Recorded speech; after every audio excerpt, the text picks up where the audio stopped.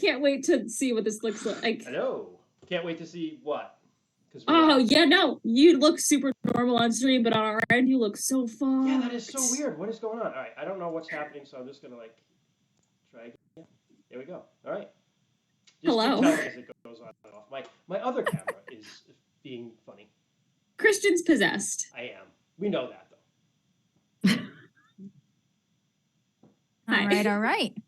We're live? We're live? We're on. We're rolling. Hello, everyone. Welcome back to DMs After Dark for our finale of our Crossroads Carnival series. Crossroads Carnival is a Magpie ashcan written by Kate Bullock. We love Magpie over here, and we keep, as is evident by the fact we keep playing their stuff. An ashcan is an extremely rules-light version of a game that may or may not ever be developed into a full game, but you can get them for like $5, and they're pretty dang awesome. Because they don't want to rip off the community. Because they don't want to rip off the community. Crossroads Carnival in particular is about a supernatural traveling carnival in the Dust Bowl America that goes around trying to divert the apocalypse through various ways. Before we get into it with, content warnings and summaries and whatnot, I do want to take a minute to just say that, woo, it's been a wild week for gamers, huh? The Wizards OGL license.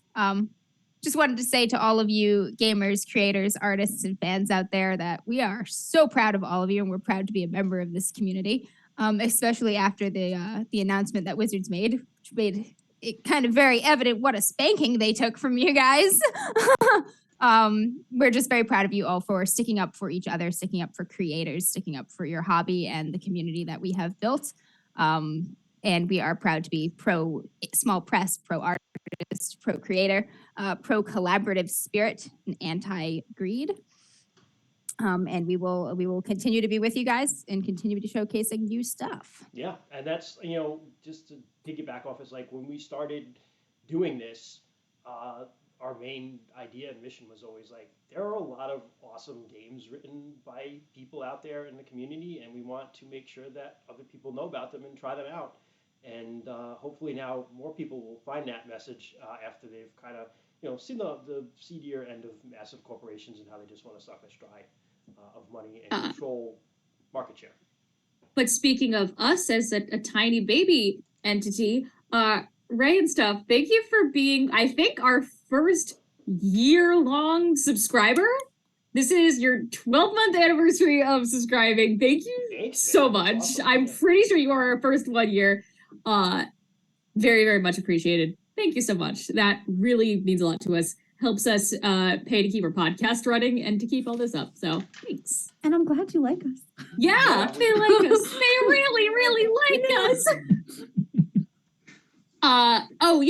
So if people are not familiar, Amber, because Ray isn't too familiar with everything going on with WotC, could you give a brief describe of what's happening with that? So Wizards of the Coast was releasing basically the Open Gaming License version 2, which revoked a lot of the kind of privileges people had to use Wizards content. I put that in quotes because yeah. I see RPGs it would be kind of like some company that makes like canvases and paint, saying that you used our canvas and our paint, we have some rights to what you created with it, which is kind of bullshit, right? Yeah, so they're basically blocking people from being able to kind of take D&D and create their own things, right? So this includes, at least previously, this included streaming. This included a lot of the third-party games and adventures and stuff like that people would come up with, and original content that they would base off of things. And they were trying to block that basically with their. And also trying to toe in and get a cut where they didn't block it. Well, really, basically laying some claim to the licensing of things created by third parties, which is also bullshit. Yep.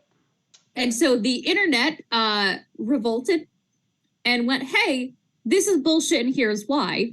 WotC is trying to kind of take a step back and be like, hey, this isn't what we meant. But the whole internet's basically been like, it's too late. They're like, Yeah. it got leaked. You asked publishers to sign NDAs. Like, what do you mean? Yeah.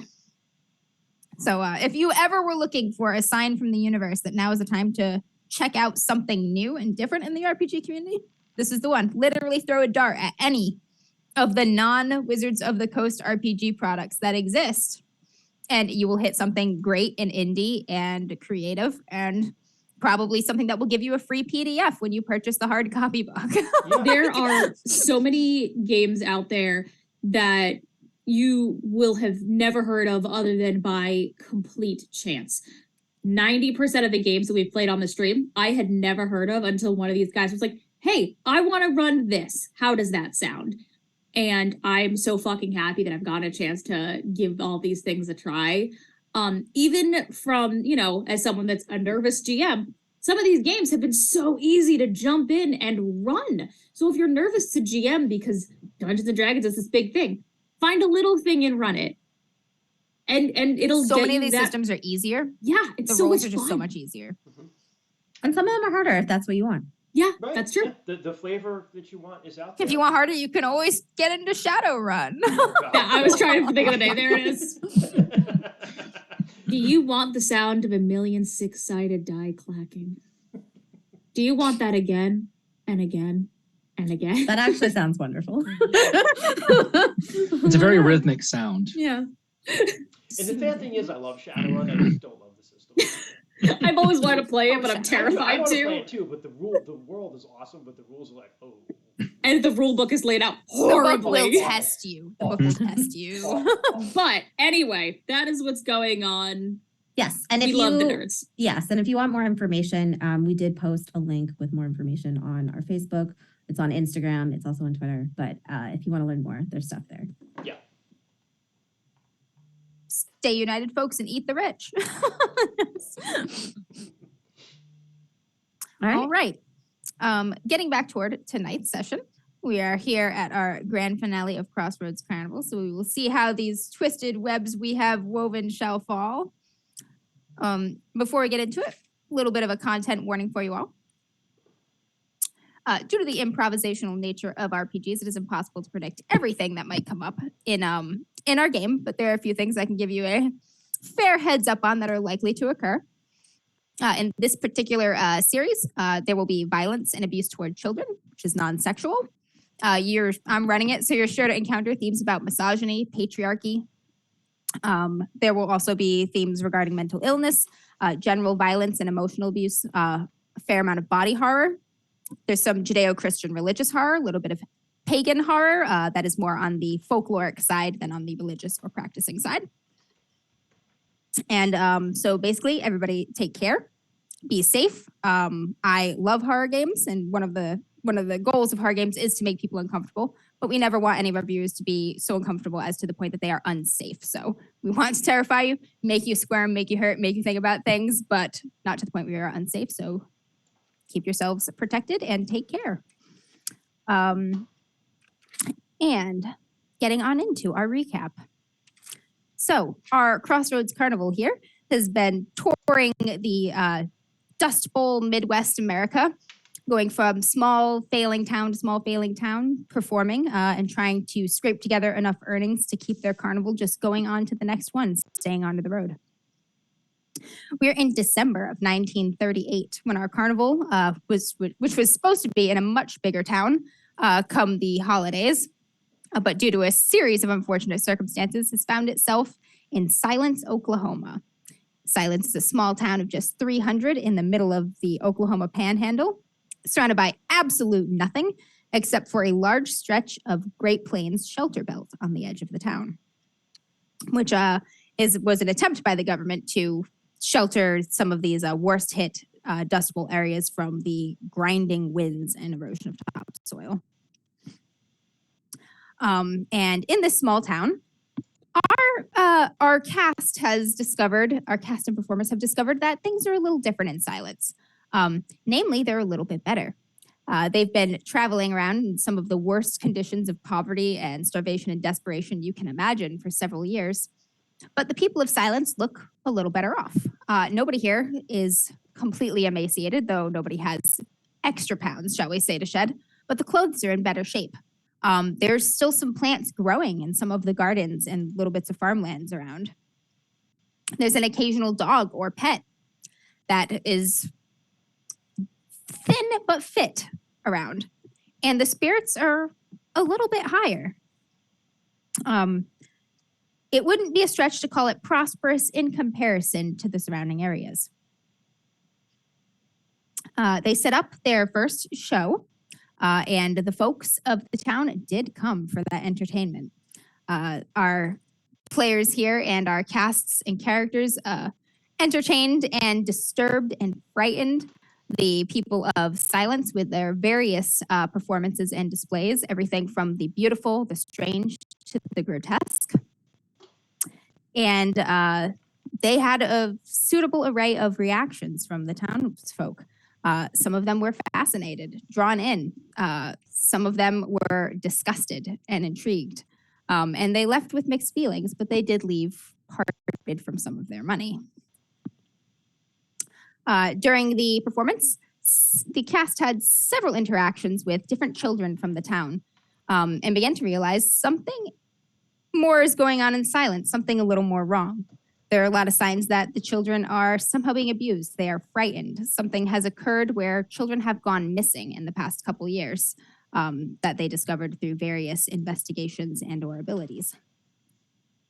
But they closed up camp. And that night, one of the local townsfolk came to Sandor wanting to join on, a pregnant woman named Emma, who really felt she could not stay in Silence, especially when she was expecting a child so soon. And she basically begged for the carnival to take her with them. Sandor, being the sweet, gentle giant that he is, comforted Emma and brought her to speak to the ringmaster, Wayland, who offered her a job, paid, to sort of help out with the roustabout duties as she is able. And the next day called a sort of little meeting over breakfast and had several of the characters go into the town to buy supplies needed by the carnival and for all, and perhaps some extras for a new member of the family who is soon expecting. Fenemy and Sandor went to retrieve some of Emma's personal belongings. She did not pack them with her when she stayed the night before. And Levi went out to buy some regular supplies from the general store, where he received a very harsh and unwelcoming interaction with the general storekeeper, who is taking none too kindly to the strange folks in this good Christian town. Fenemy and Sandor got a little bit more of the story from Helen, the woman that Emma was staying with, and basically gathered that Emma has been sort of ostracized along with Helen. Helen for unknown reasons, Emma clearly because she is a young mother who is having a child out of wedlock, and just basically pushed toward the very border of the town and really outcasted and sort of shamed and whatnot for her choices. But they could tell that there was a lot of love there from Helen. They gathered her things, made a couple exchanges, passed along some heartfelt goodbyes, returned to town, met up with the sheriff's son, who also had some cryptic but disturbing things to say about his father and missing girl Ruth. But nevertheless, as their feelings and suspicions continue to grow that children are going missing in Silence, there's a lot of fear and tension. Something is not right, especially with the church, especially with the management. And they headed back to the carnival. Our two missing folks who got off into their own trouble, Yeva and Joan, found themselves the next morning in very, very different locales. Joan woke up in some woods that are very unlike the shelter belt and Great Plains trees that were planted on the outskirts of town. Some woods that are tall and ancient and smell like a place and time very, very far from here. Woke up naked, alone, with a small panicked puppy. And also one of the locals, a woman named Mary that some of the other locals on their first night were calling Mad Mary, skinning a rabbit, chatting with her about how she belongs here. with Mary and here in the woods, and that they're so close to having enough friends. Joan didn't really like that. That's creepy. The puppy in particular did not like that and spent the entire time huddling and shivering at Joan's ankles in terror. Joan managed to politely, a little sarcastically disengage. Me and Toto got the fuck out of there. Disengaged from Mary. Mary didn't seem too concerned when Joan scooped up the dog and was like, thanks for the offer, but I'm gonna go. And took off. And she found herself wandering some very, very strange, very hostile, dark-seeming woods alone, completely lost. Yeva woke up in the sheriff's bed with the unsuspecting sheriff sleeping soundly, sort of able to do whatever the fuck she wanted in the morning, which she definitely got right to doing. She went through some of the sheriff's personal effects, took a few trinkets from what we assume to be his dead wife. They were boxed up, hidden in his closet. And also, of course, took his gun and his wedding ring before sneaking back out, having a brief, somewhat awkward conversation with his young son, who was sitting at the table, kind of like, the fuck? And then she GTFO'd back to the circus with her haul. Beautiful. The walk of pride. That's right. Oh, that's exactly what we should call it. It was beautiful. The walk, That's the exactly victory what it march, was. There really. was no shame there for Yeah. Yeva. No. She got her The prizes. victory march. All three of them. Towards the end of our very last session, Joan, still panicked and alone in the forest, finally sensing moving things closing in on her all around, the puppy in new terror. Her instinct sort of kicked in and she dropped the puppy to run like the wind and save herself, only to have the human, heartfelt part of her, or perhaps the wolf, question's ambiguous there, tell her to turn around and not abandon the small creature. So she ran back, scooped up the puppy, felt terrible for dropping it, and really saw no way out, was terrified, alone, outnumbered by a threat she could not see or face. So she called out with a howl for her pack. Sandor and several others heard said howl. Sandor is good friends with Joan. They understand each other in a way that perhaps many in the others in the circus do not. Immediately took off toward the sound of that howl. Joan is in trouble. Sandor is on the way, tearing huge ruts in the earth as he went. And I believe, Giant that he is. Levi is too, correct? Yes. And Levi also went with the small boy. Which one are you? With Eli, a small boy, probably about 6 years old, who he found in the woods earlier, sort of playing in the creepy woods. So the child seems to know his way around there a little bit. So Levi also joined, taking Eli with him. Meanwhile, the rest of the folks back at the carnival saw an oncoming procession of vehicles from the town. The vehicle in the lead being the sheriff's pickup truck that Yeva recognizes from, sneaking out of his house by his truck in the morning. And our entertainers and roustabouts and just this whole little carnival community sort of gathered round, taking their various implements, a hammer here, a big stick there, baseball bat here, and sort of just ringed up together in a little structure of support at the approaching locals. And that is where we will, in fact, pick up. Joan is asking what a roustabout is. Roustabout or rousty is usually somebody who does a lot of the breaking down and setting up of the carnival. They're sort of behind the scenes workers. They keep equipment running. They do heavy lifting. They move Stage things. That sort of stuff. Yep, the Roadies. carnival hands. Yeah. Roadies. Oh, roadies. Okay, gotcha. I couldn't think of the name roadie. I was thinking groupie. I was trying to think of it. Carnival Too, but they actually Different get kind of work. paid. Yeah. And we are going to pick up right where we left off with the oncoming procession of vehicles toward the carnival grounds. Yeva had Emma kind of hide in her personal wagon. She does not, knowing that she does not really need to be subjected to any more of these people's cruelty, especially in her condition, and assured her that they would handle this. Yeva and Fennec. She's one of them now. They've got this. And Mahala, the giant python. Hey, I don't think we're Do gonna be not able to forget keep anyone Mahala. in front of the town people yet, though. Mahala has room if you get for them at all. least one more man. And I'm fine with that. Just saying. If we eat them all, I love it. I love it when Jess's like vicious side comes out. Eat them all. Practical. Between the wolf and the snake. All I'm saying is Jones got a lot of puppies that we can feed. A whole pack. And we've got 2 evil men. That's all I'm saying. Mm-hmm. Snake and a pack of puppies. All right. Wayland joins his people kind of in the little mob that is standing at the front of the carnival grounds waiting for these vehicles to roll up. Yeva and Fenemy, you are among the people gathering and whatnot. Yeva, I believe you have the gun with you. She does. It is Although on she your is not person? brandished. Yeah, it's hidden. Tucked in the back, away. She's got a series of flowy skirts that no one knows what's under there but her. And there is, in fact, a loaded gun in there. Secret pockets. Oh, yeah. All right.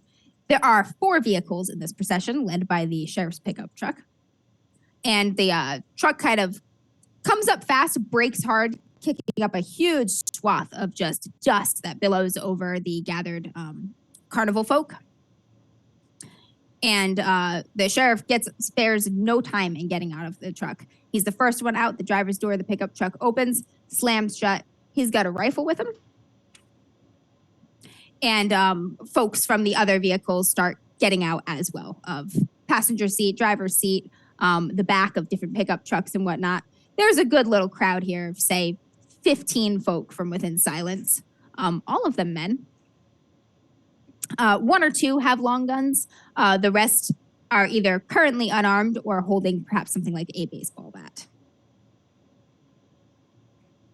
But the sheriff he storms forward. He's got his badge pinned on his breast, on his jacket pocket in full view. He's got the long gun in one hand. He doesn't have it racked or held up to his shoulder or anything, but he's got it out and he wants to make sure you all see it.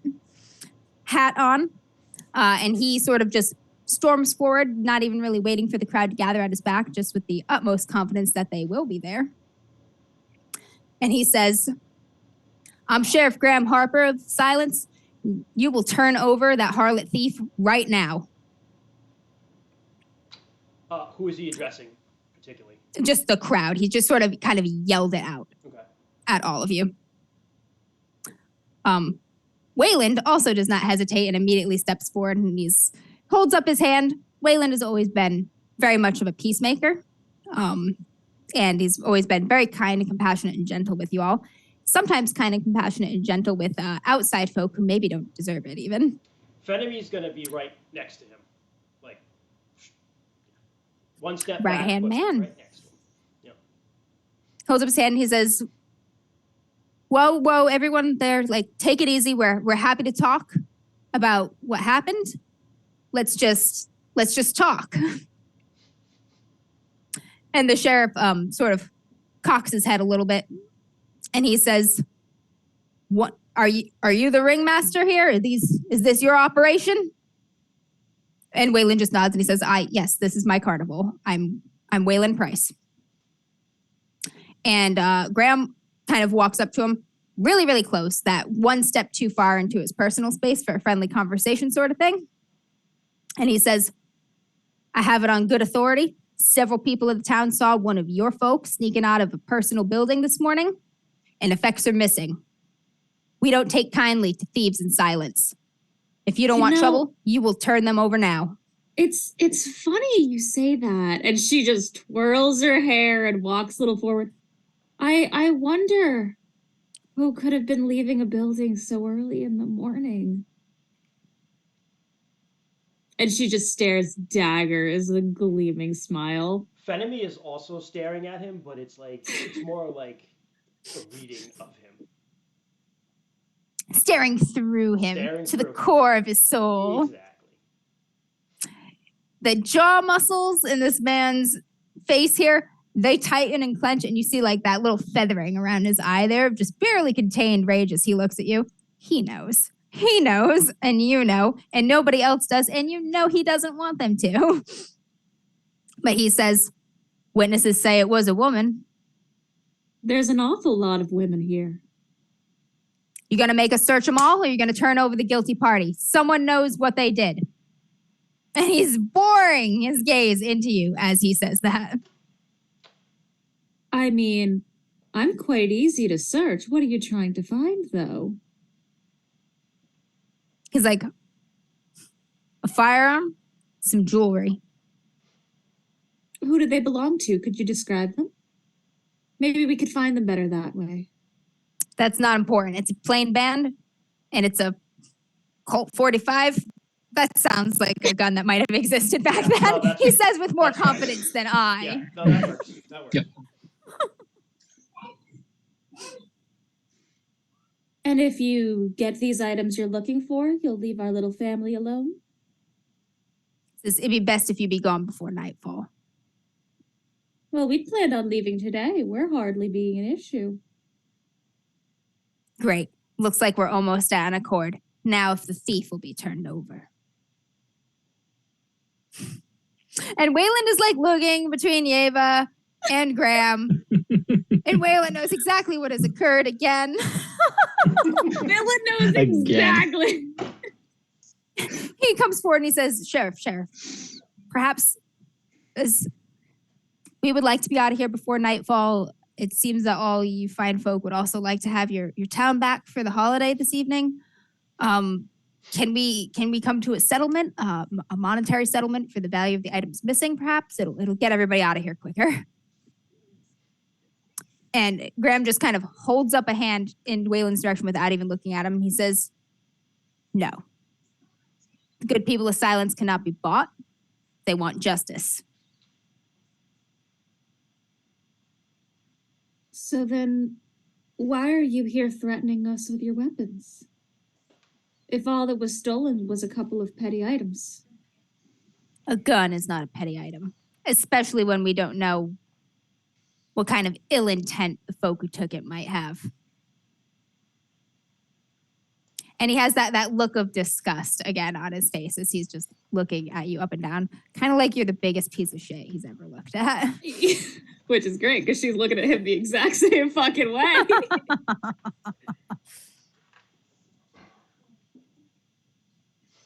I got it. Oh, those are kids. I got it. Thank you. So she just kind of twirls her hair a little, and she oh, how much of a shithead do I want to be right now, guys? Because I'm about to do something really Choices. stupid. So go for it. She reaches under her shirt and then between two fingers pulls out his wedding ring and just goes, "This what you're looking for, darling? Sorry about that." And just hands it over. He is so red right now. He snatches it out of your hand and he kind of glances at it and he says, this does appear to match the description. Oh, good. Your finger looks a little empty there. He's actually wearing gloves. Then Work she well. doesn't say that because he's a little sneaky bitch. Oh, Mhm. good. Well, I'm sure the fine gentleman who belongs to will be pleased to have it back. He's like, you took this? I don't know if she took it or if that things sometimes go missing. You know, missing. Eric, Yeah, right? well, maybe a night at the Ruthie? station will clear her mind. Turn Ruthie, around, you're that under name ring a arrest. bell? I'm actually, before he does that, I'm going to show him darkness. Hey. Embrace the darkness, bitches. So I have to Embrace roll the darkness. plus breath And mark darkness on your sheet. and mark darkness. Not that I think we'll get enough for that to come to anything in this short session, Sweet. but So I do that. Never know. And I have some re-rolls, I think, right? Because I really want this to go well. I do have a re-rolls all around from last time banked. Yes, Sweet. yes, you do. So, okay. Die Hard Dice, don't let me down. Oh, shit, sweet. 5, 6, 7, 8, 9. 9. All 9. right. So I am going to. So I have show someone true pain, rip the darkness from their soul. Show someone true fear. They must either run from you or freeze in place. Your choice. Show someone true disgust. Extend your abilities to do something inhuman. Show someone true grief. Take something valuable to him. I'm going to show him true fear. Okay. So what I really What do you show this man? I'm sorry, Doc White. I'll get closer to my mic. Let me know if that keeps working. I want him to feel what that girl who came in, who missed her sister, felt.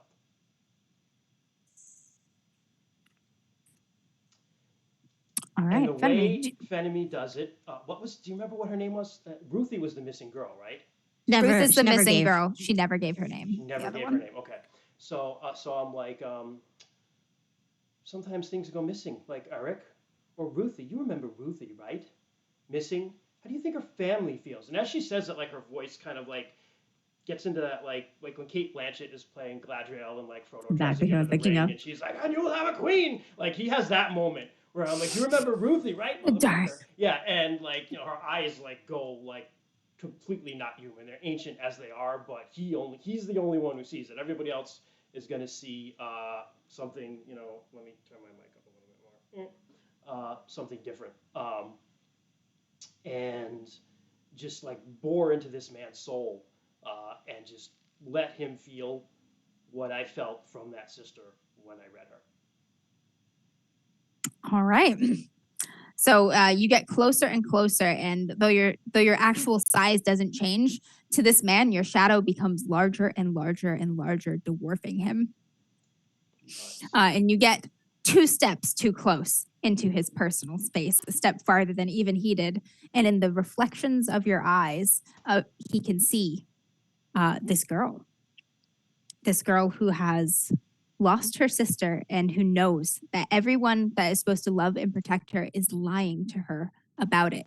And she doesn't know why. She doesn't know what happened to her sister. She doesn't know if she's okay. She doesn't know what's going to happen to her or her friends. She knows that it's happened once before and that they keep lying.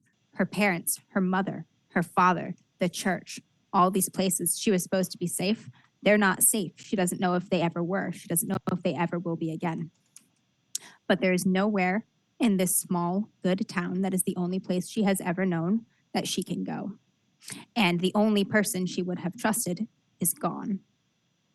That overwhelming feeling of isolation and betrayal fills your eyes in flashes. And the sheriff sees right through it, right into it, as it cuts through all of the bluster, all of the posturing, all of the anger, cuts all the way to the bone. Do you want him to freeze or flee? I want him to flee.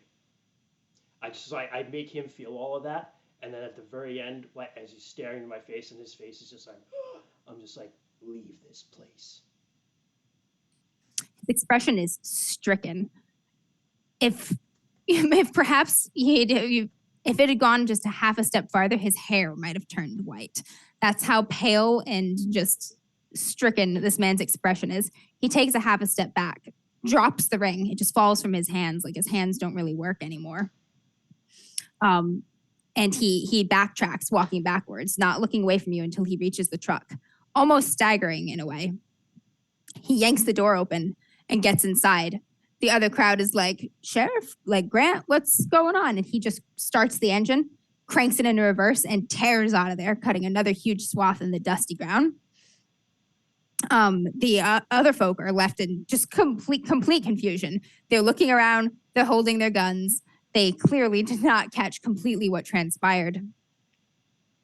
But they look completely lost all of a sudden without the sheriff. So and his vehicle just cuts right back towards silence like a bat out of hell. Fenemy looks at all of them, and just now as a sweet old lady is like, you may leave. Picks up the ring and just gives it to like the nearest one and be like, oh no, I was gonna. Oh, never mind. Doesn't do that. You're like, go to hand it out. Doesn't and do that. Forget No, that. Doesn't pick up. No. Okay. Yeva will slowly bend down and pick up the ring and scan the crowd for a younger looking-ish man, whoever. She's not particular with this. And she'll walk up to him and she'll just hold it out The sheriff's missing his ring. Would you mind giving it back to him for me? And plops it in the guy's hand. He looks at you with like half of what the sheriff was looking at Fenemy with, which is still an impressive amount of terror at your approach.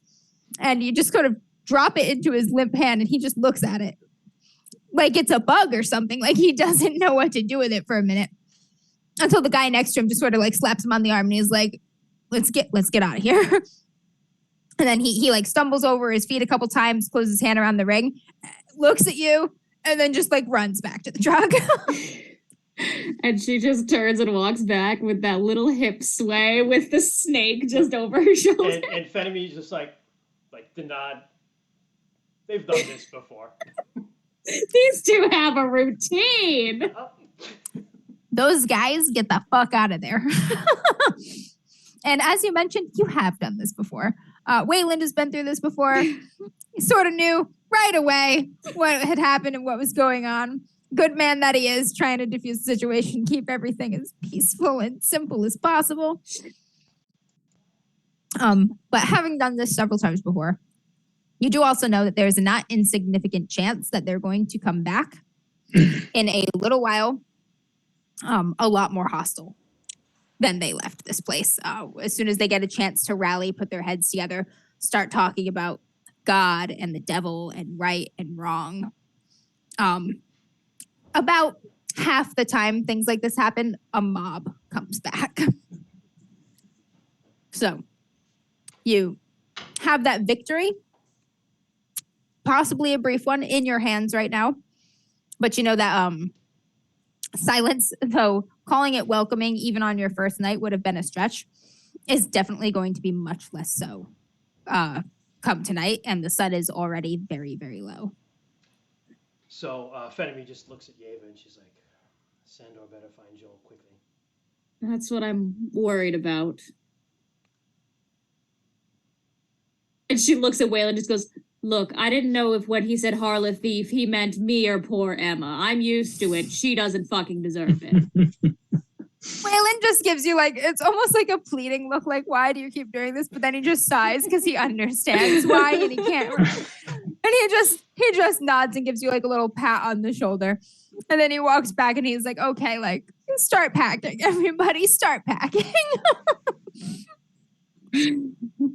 And he asks a couple folk to post a watch. He's like, keep a watch on the horizons here for us. Yeah. Whistle if you see anything. I would say Fenemy's probably a little drained, so she's going to go hang out with Yeva and the snake and chill. Just Emma, Yeva, the snake, hitting opium. Not gonna hit talking about the good old days. You know, Yeva, her next step would be to go check in on Emma. We will come back to that. We're gonna pop over to Sandor, Levi. Levi, now played by Christian, Troy. As Troy is being a hero and being stuck in a mandatory holdover at the fire station to make sure that there are enough people to stop, you know, buildings from burning down and people from dying. Because he's awesome like that. Sandor, you tear off toward the woods. Yep. Levi, for being an almost skeletal dude who looks like he is one cancer molecule away from dying, is somewhat keeping up. I would say, like, Levi's running behind him, but when Levi runs, especially if no one's around to see, it almost becomes like a four-legged run, because he just like kind of starts loping. Well, we do have a he's carrying a child. He's got a Got child. the child. Never mind. He's got Eli. I thought we left the kid. No, the kid knows the way. He's guiding you. Yeah. The kid seems to know how to get around in the woods. He's like, come little one, we'll go faster if I carry you. And like puts the kid on his shoulder and starts running, but it's still like a weird like run. Eli actually like laughs a little bit. It's like a small little giggle of like, this is a little scary, but I'm sort of having fun. And it's one of the only sounds you've heard this kid make. This kid has not spoken a word since you've met him. He communicates with his brother without speaking. He makes gestures or little grunts and expressions, and his brother seems to just understand what he has to say. But there's a little appropriately young giggle of enjoying this. Seeing that- That only a 6-year-old who has no idea whose shoulder he's on and where he is going could possibly have. He slouches towards Jerusalem to be born. So he like kind of Levi like gives him like a little like horsey back ride a little bit to make it a little more fun with him while we're doing it. Like, we're going into hell, but enjoy the ride. Having fun. I'm alone. Sandor, the most direct route to the woods does take you very darn close thank to you, the Doctor. town. We And a roll couple over. townsfolk. There's a lot of townsfolk that are kind of on the streets now that you've noticed. They were not like this the first few times that you have come in and out of town. It looks like almost everyone who can be outside is outside, and they're like waiting for something. And they're looking for something, and they see you running up, and they sort of back closer to their doorways, or put like an object or tree or post or something sort of between them and you. Perfect. But a shit ton of I them was are like- watching. Nobody gets in your way as you haul off into the woods here. But you are seen by many, many people. Same thing for you, Levi. Like you are seen with this child, and that does occur to you. Running into the woods. That's not good. But it takes you with your with your long ground-eating strides no time to just blow past silence into the line of the shelter belt. And quickly, your senses sort of spin almost. You get a sensation of like lightheadedness almost. You feel dizzy for a second. And all of a sudden, like the sound quality changes. It almost feels like your ears need to pop. Like the pressure has changed, the altitude, the moisture in the air, the humidity, the temperature, everything about it is suddenly different. And it's different in a way that's hard to place at first. You're like, is this colder? Is this warmer? It's more damp. And it's dark all of a sudden. The woods are very, very dark. You're shocked by it because from the edge, you see the shelter belt and you can see through to the other side. You can see light on the other side of the plains. It's not miles and miles strip of woods by any means, but you can't see light on the other side anymore. And when you look back around, there's a second Sandor where you have a little moment of panic, like, are you going to be looking for two people because you don't see Levi right away and you don't hear like, oh shit, I lost Levi and the kid and Joan. And then you hear that little kind of giggle of Eli's, and Levi and Eli come out from behind like a thick spruce tree. But it's distinctly clear to you that you are not in Oklahoma anymore. And the woods here is very, very dark. It's getting close to sunset in Oklahoma, and here it seems almost like full night now. You can kind of tell just by the little bits of slash of sky you can get through some of the branches that there's a little bit of daylight left up there. But down here by the forest floor, dozens and dozens and dozens of feet below some of these absolutely towering ancient trees, it might as well be night. It takes you a moment to orient yourself, and you hear another long, drawn-out howl echoing through the woods. And this one's a little harder to follow. It was very clear to you on the plains that Joan's howls were coming from within the shelter belt, but now that you're inside this woods, the howl is bouncing off all of these trees. It seems to be coming from all of these directions. It's very confusing. What do you do? I'll look to Levi. I'll look to Levi and Eli there, and just like, Levi and Eli. Yeah. Hey. Easy enough to remember. we should probably find Joan as quick as possible, and I don't think it would be a very good idea to spend night in this, or any more night in this what should have been small wood. Levi is like sniffing around the air and like almost like sticking his tongue out like a snake and like trying to taste it. And then he looks at you when he says that and he goes, "In that I agree with you, Titan."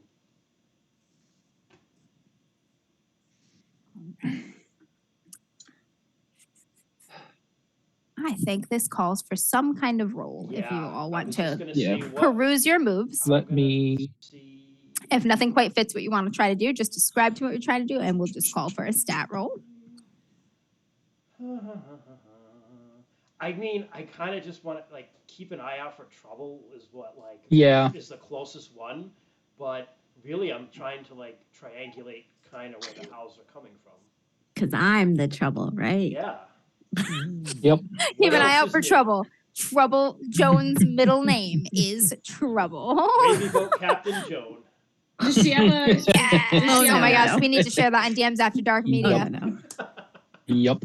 We do.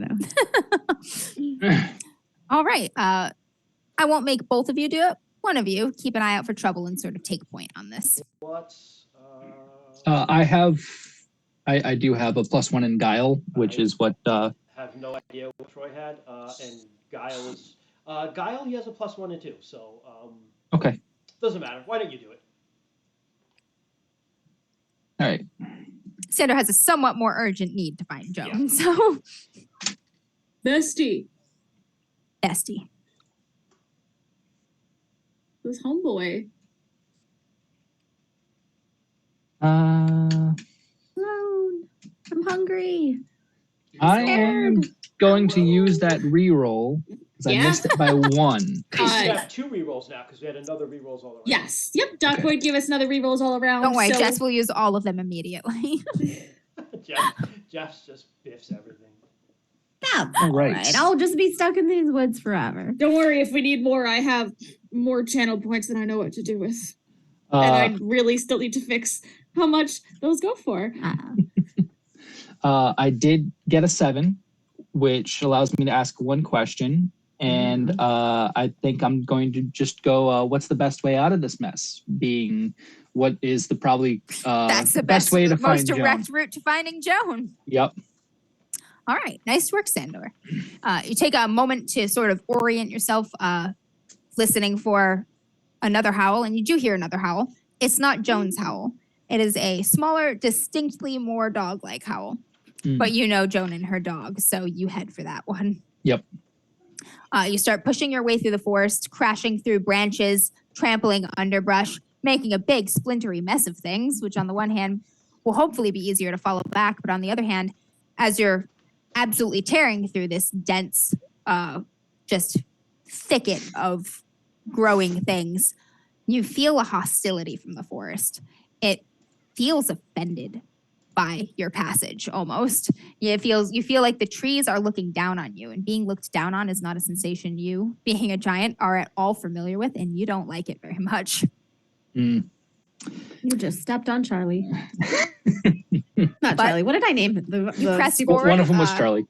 Urgent to find your friend, very aware of fear in her calls and in the calls of her companion. Joan. You are huddled against this tree with this tiny dropped puppy that is now picked up again. Just shivering against you, clutched to your chest. You've got your back pressed to a tree, especially because you feel like you're completely surrounded, and that's the only way to keep even one part of you safe right now. And while you're here, shivering, trembling, it's grown a lot colder. The damp has somehow seeped into most of your tattered clothes, and it's clinging to your skin. And your fingers and toes are starting to go numb, the tip of your nose. You're just very cold. You're very wet. You're very alone. And those dark, dark shadows have deepened to a shade that is almost preternaturally dark. You see pretty well in the dark. But something about these shadows is resisting even your keen sight. And in a shadow, slightly to your left, you see distinct movement. There is a shape there that at first looks like a tree. You see like the branches and whatnot, and then it moves. It just completely steps behind another tree. And as much as you hope and pray that that was a trick of the lighting or your fear, you know it is not.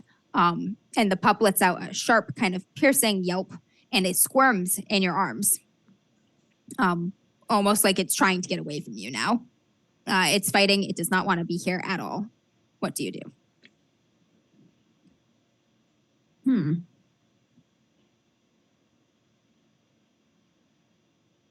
I'm gonna try and kind of clutch onto the dog and try and calm it maybe a little bit and just be like, hold on. And then I'm gonna yell out at the creature, just at the shadow, just be like, come out, face me. Yeah, but I'm trying to do two things at once, so I don't know. The pup is very small, so if you would rather spend your action challenging this thing, you don't actually have to comfort it to hold on to it. You can just hold on to it. Yeah, exactly. Yeah. I would want to use it to, I don't know what would calling it, would that be strike a deal? No, that wouldn't be strike a deal.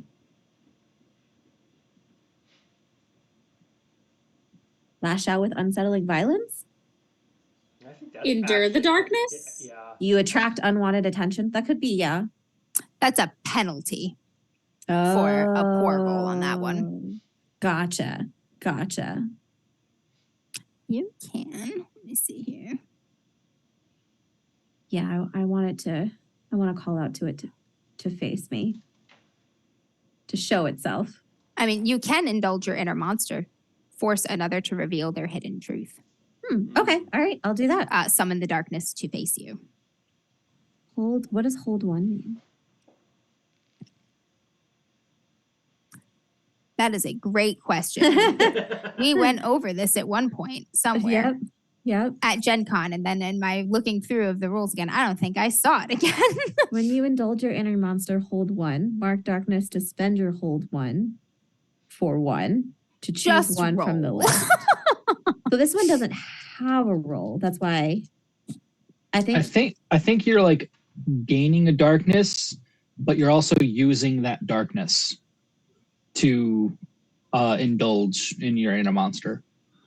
Is it maybe when you complete your darkness track, you get a hold? Oh, I think this is just letting you know that you can only do this once per session because your hold disappears at the end of the session. All right, let's do it now. So what would I roll? I think it just happens. You just choose. You just choose what you're doing. Oh.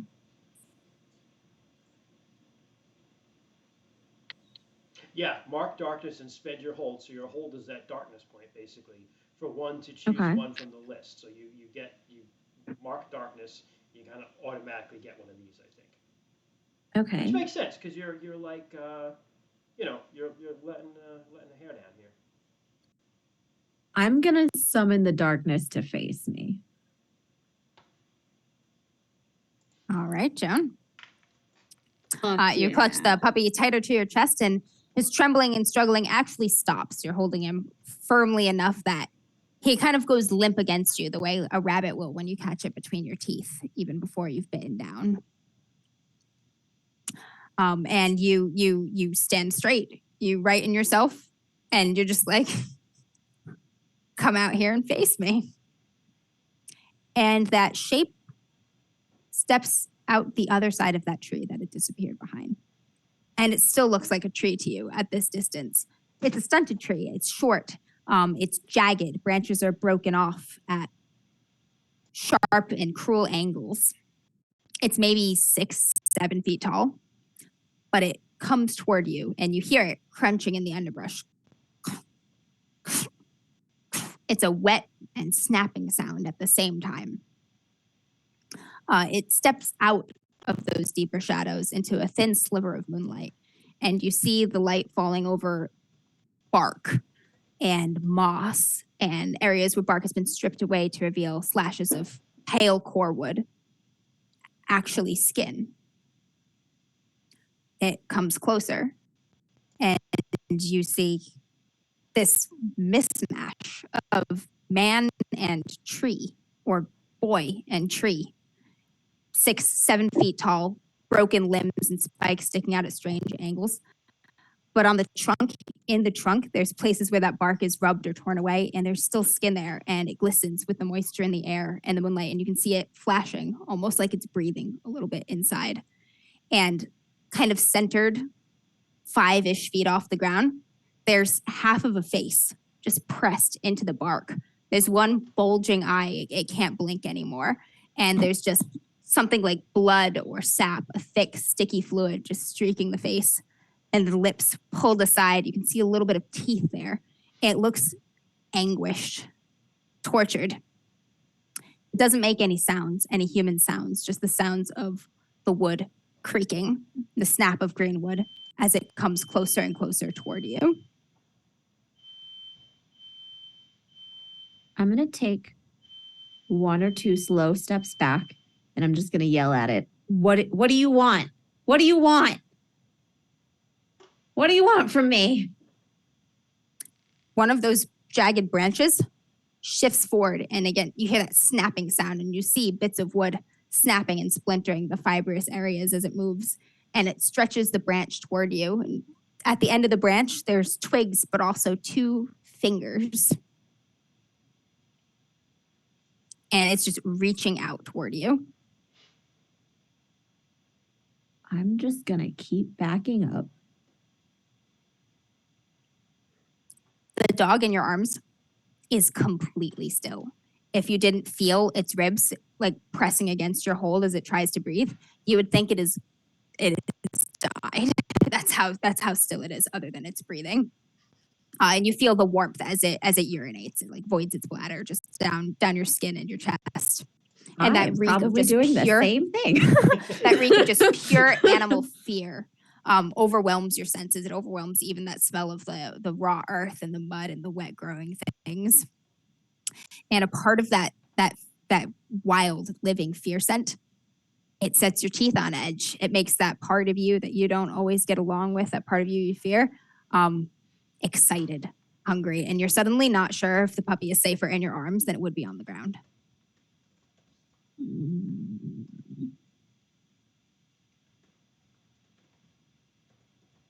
What do you do? I'm going to run. You turn on your heel and you tear off into the woods again. And as you go, you hear a sound. It's a cry of some sort. It's so far from human, but there's something about it that speaks of human just anguish or grief nonetheless. But it sounds like a stiff wind blowing through like a knothole in a tree, through a hollow, through a branch. And it just cries after you as you run. You tear through the woods, that sound at your back getting quieter and quieter as you put true distance between it. But it's still the only thing you can think of and the only thing you can hear. And you run almost directly into Sandor. You didn't even notice the trees and the branching and the snapping of the just brush as Sandor tears through it. You didn't feel the rumble in the ground of his heavy steps landing until he's basically on top of you. Sandor, the howling had stopped, which frightened you. Joan had just been calling, and so had whatever small dog or animal companion she had picked up. And it went quiet about 3 minutes ago. So how does that make you feel? I probably, from like the last place we heard, as I was kind of doing previously, I was kind of clearing a path for Levi and Eli to follow me. As soon as all cries stopped, that path got bigger. Boom, boom, boom, boom. And I got started going faster towards where the sound last was. And in your hurry, that carefulness that you normally conduct yourself with, that awareness of how much space you take up and that effect on the things around you disappears, and you are fucking leveling small trees. And by small trees, I mean trees that are 6 or 7 feet tall. In some cases, just knocking them straight over, snapping them off at the trunk. And Joan is quiet when she's running, and so is her charge. So you don't notice her until you almost mow her over, which is probably a very different kind of fear. The amount of damage you could do if you had truly collided with her. You miss narrowly by a couple inches, and it takes Joan a minute to even recognize you. You see that animal look on her face. That's all instinct, all run now, stop, run, attack, fight, flee. It's all of those things in her eyes, and her eyes are not her eyes. They're the other eyes, the eyes she only has sometimes in the moonlight. And they're so bright and they're so big, and they catch the low light with like a flash. They luminesce as she spins to face you. Joan and Sandor, you are next to each other. The scene is yours. I'm gonna like not throw the dog, but like kind of, oh no, you're the wrong person to push the dog into. But I am going to push the dog towards you and kind of fall to the ground. Like, Puppy flails a little bit in the air, but doesn't cry out or anything as it just comes toward you, Sandor, in the air. And I'm just gonna fall to like my hands and knees on the ground. Oh boy.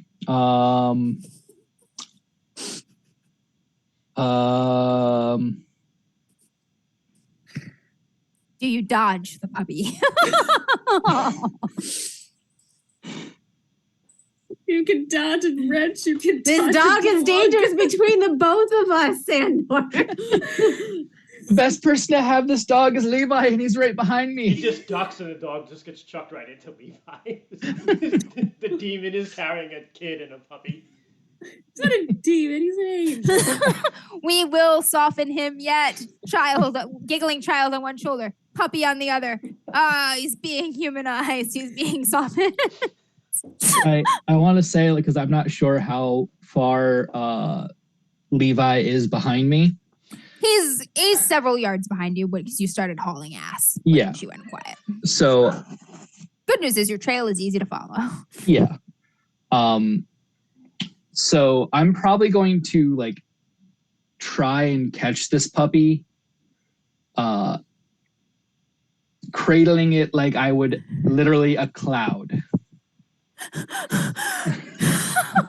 Like literally just like A flailing puppy comes at you, and you catch the puppy like the fragilest football in the history of all football catches. It's so soft and just floppy and squishy and fragile and alive. And it's wriggling and it's wet and it's terrified. Its eyes are bulging, and the way its eyes are bulging make you think of its eyes popping if you squeezed it a little too hard, and it is a horrible experience for you and the puppy both. But the puppy is still alive, still in your hands, squirming a little bit.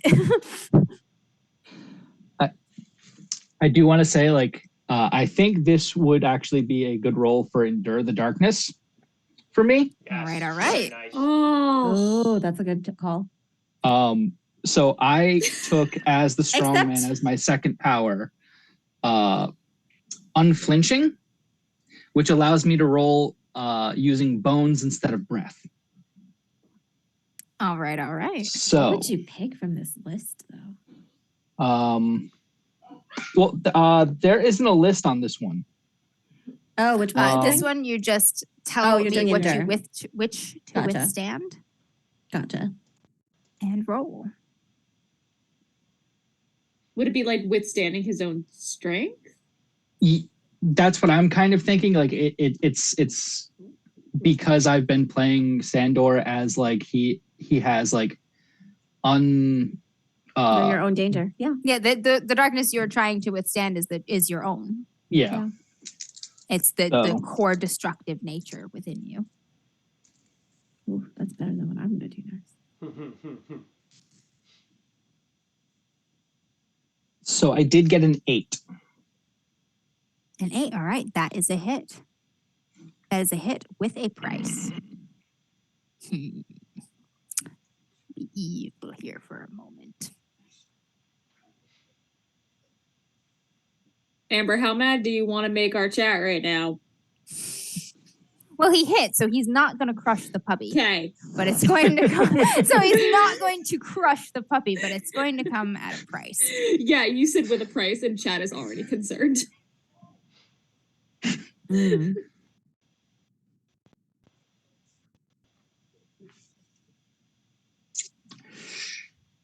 We need to stay off God. doesthedogdie.com. Mhm.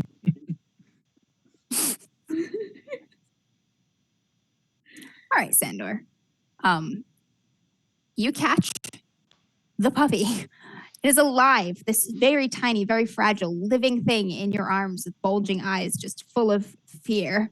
And you're holding it there, and all you can think of is all the people that you have hurt and the things you have destroyed, and how you never wanted to do any of it, but it doesn't matter because of what you are. And just all of that fear, all that anxiety, your muscles are jumping just with the nervousness of it. And it's so easy. It's a twitch, a nervous twitch. And this is just a pile of blood and meat and bones in your hands. But you hold him. And you can hold him without harming him. And you can set him down. But the cost is going to be that you will not be able to act when the tree creature comes out of the woods and attacks Joan. It is already here, separating from the darkness.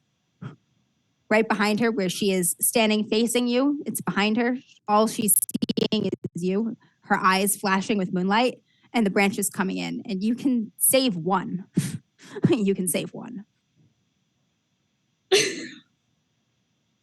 You know, if you move to intercept, you can. You're strong enough and you're fast enough. But that movement comes with a terrible cost. Ho ho.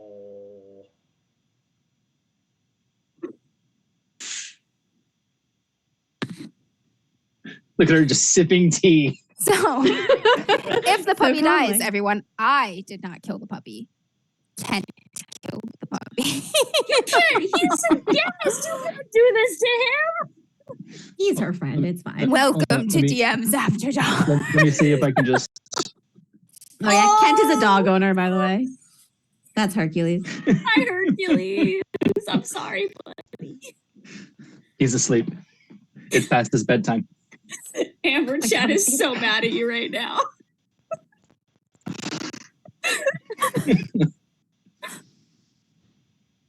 It's great. Ah. Who are you gonna choose, Kent? Your best friend or this little innocent dog? Well, at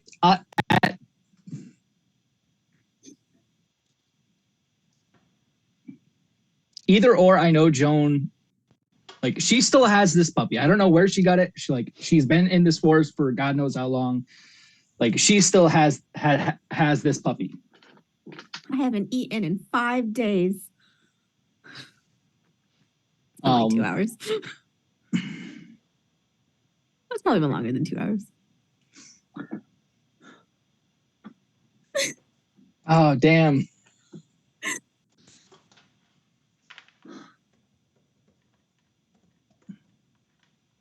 I think I'm gonna have to not kill this puppy. But All right. on a other aspect, I also think that so the other part of the strongman, where I'm up front with the strength and whatnot, the other part of the strongman is a rage that usually comes with the strength, and that is the one thing that Sandor is really scared of, is that rage coming through. He's probably not gonna be. He's probably going to be lashing out with violence after the fact. All right.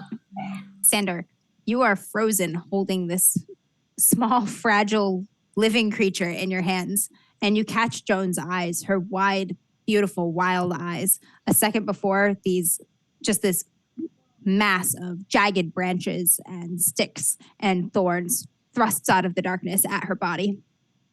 Joan, this is powered by the apocalypse, so I do not roll. Do something, and we will see what happens to you. Oh. Do something first. I don't Yep. see or notice this thing though, right? The attack is coming down on you, so you have a split second just animal reaction here. Gotcha. What is So that? I am going to do Beast Within to transform into a werewolf. I'm just going to keep going with the hunger. All right, and here we go. transform. Something that keen, sharp sense of yours, it senses the movement. You can't even tell if it was the smell or the sound or a movement of shadow, but you know that it's behind you. The hair on the back of your neck raises, and you embrace the beast within. Go ahead and roll.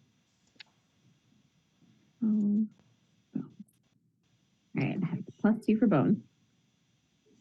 I got a 10. Hell yes, Joan.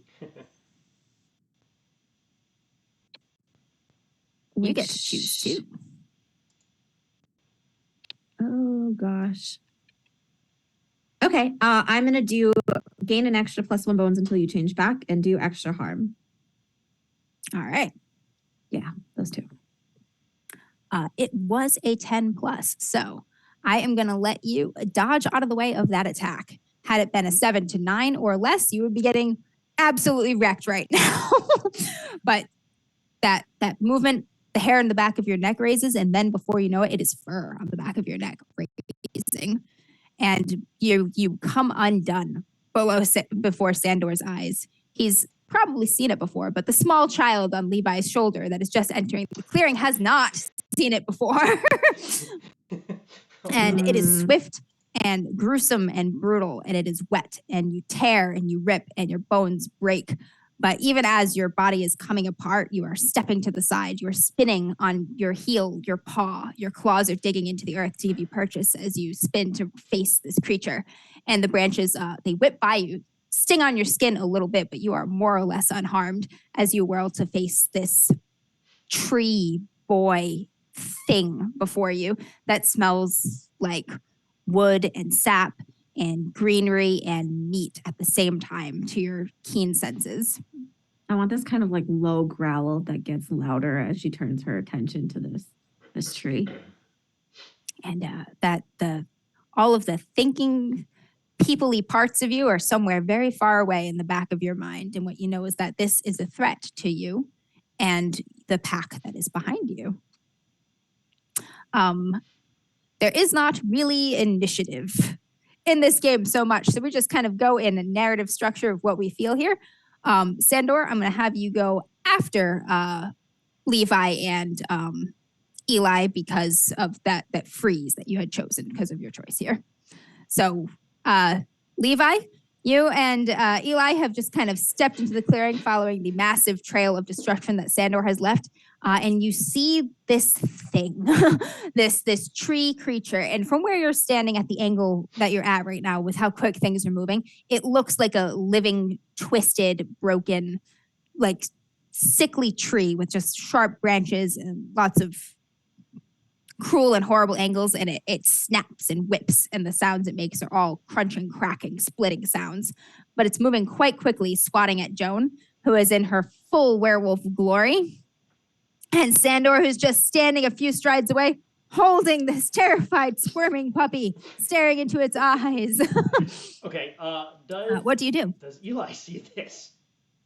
Yep. Eli has gone completely still on your shoulder, frozen much like the puppy, but you can feel his tiny little grip where he's got some of your shirt bunched up and a little bit of the kind of your thin, wiry muscle at your neck trap, whatever that fucking muscle is there, pinched painfully in his small vice-like child grip here.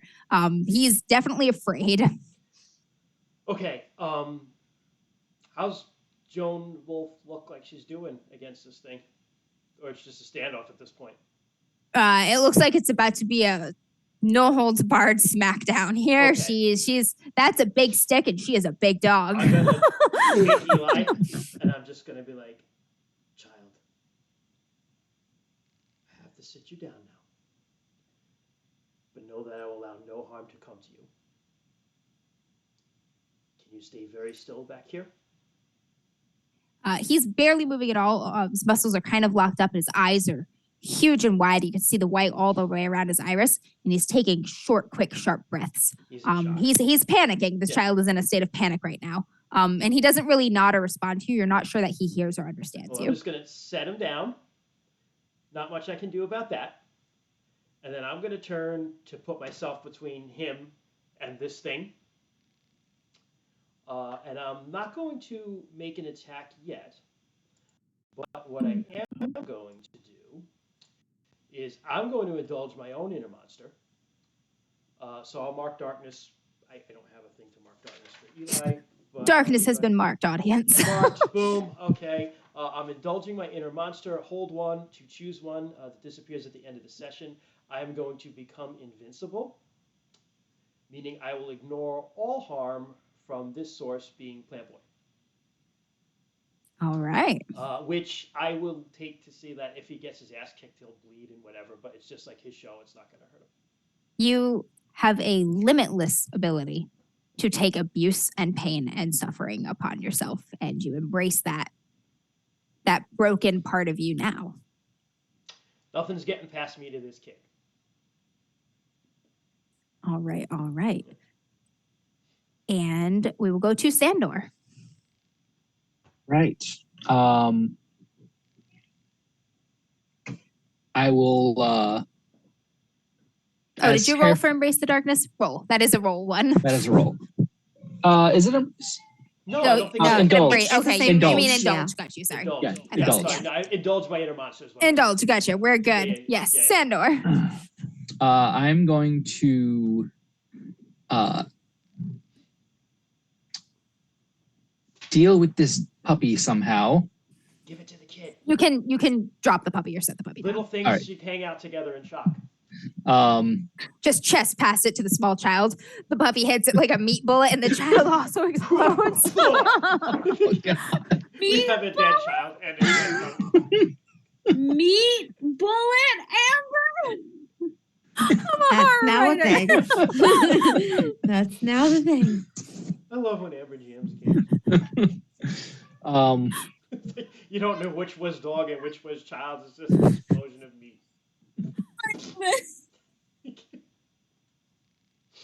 I will put the puppy down. Hopefully it scampers off or if not, just like stays kind of where it is. Like I'm gonna put it down behind me because the path in front of me is not going to be pretty. It trips over its own feet a couple times in its haste to just get under something, and the thing it gets under is a bush, just the nearest patch of just plant matter. It's dug in under there. Okay.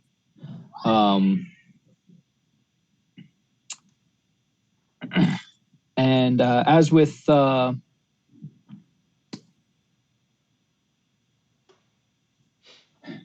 see, what plays can I do?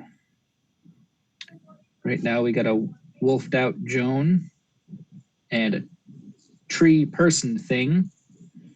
Kind of reminds me of the thing from Fallout, if anyone's played that.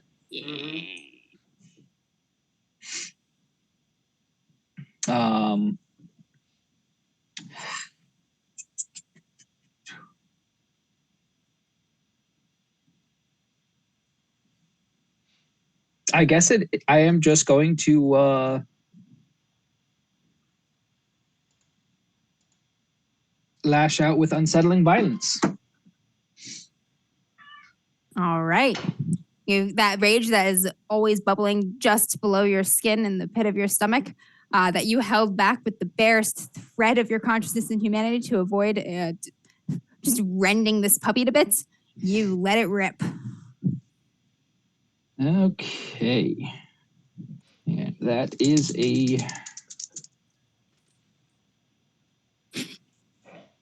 That is a 12. Oops, that's supposed to be to everyone. A 12. Hot damn.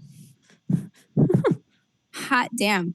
All right, Sandor, you charge forward and tell me how you lay into this thing.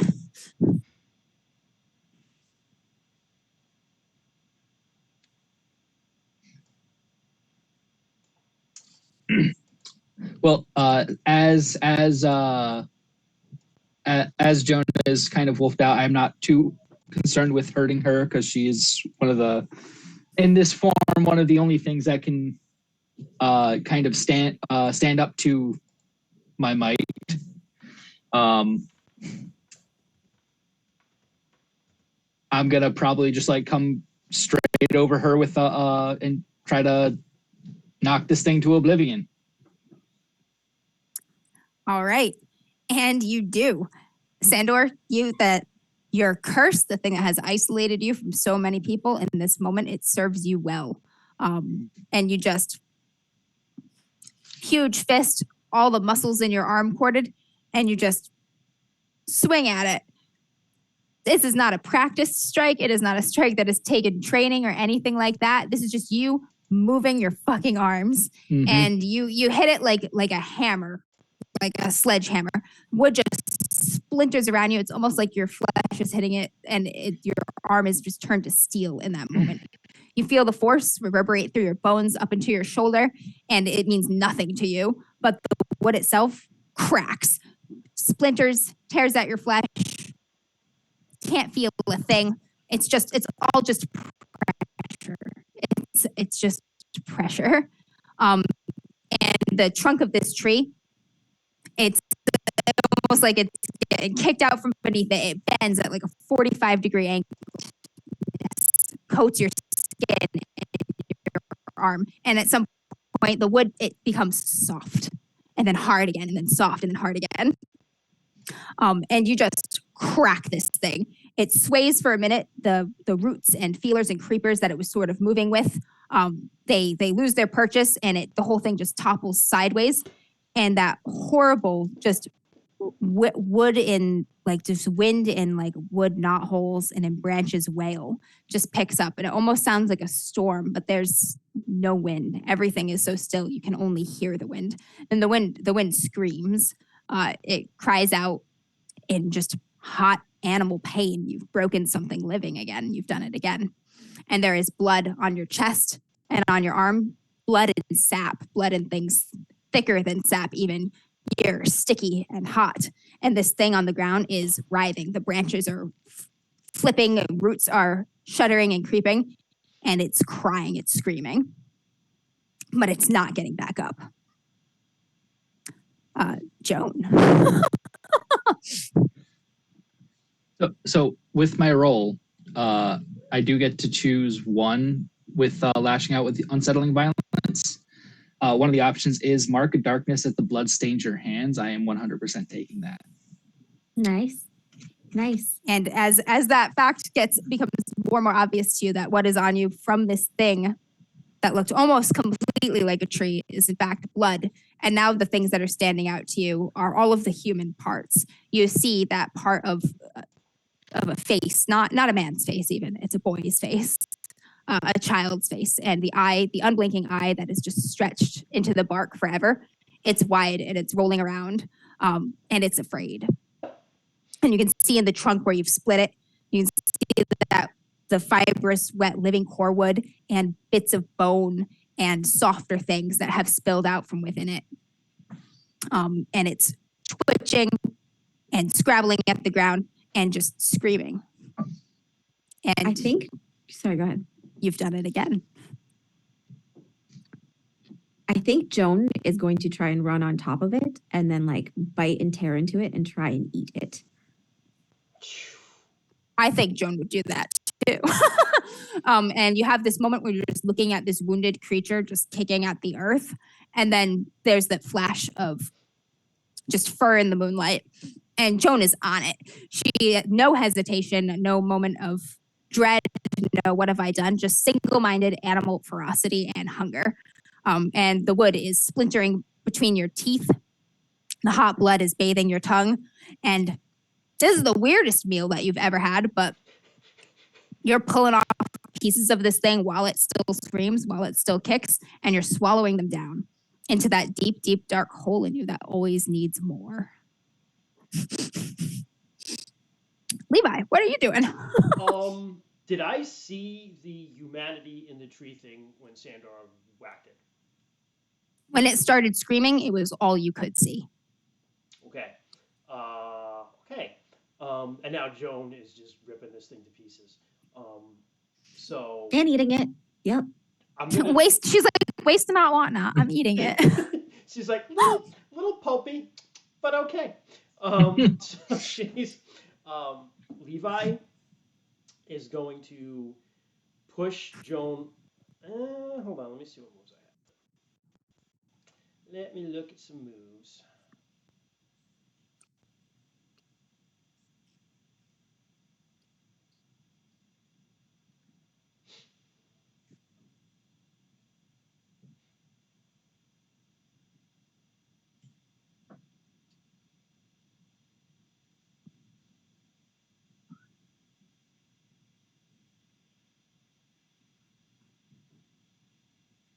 Hmm.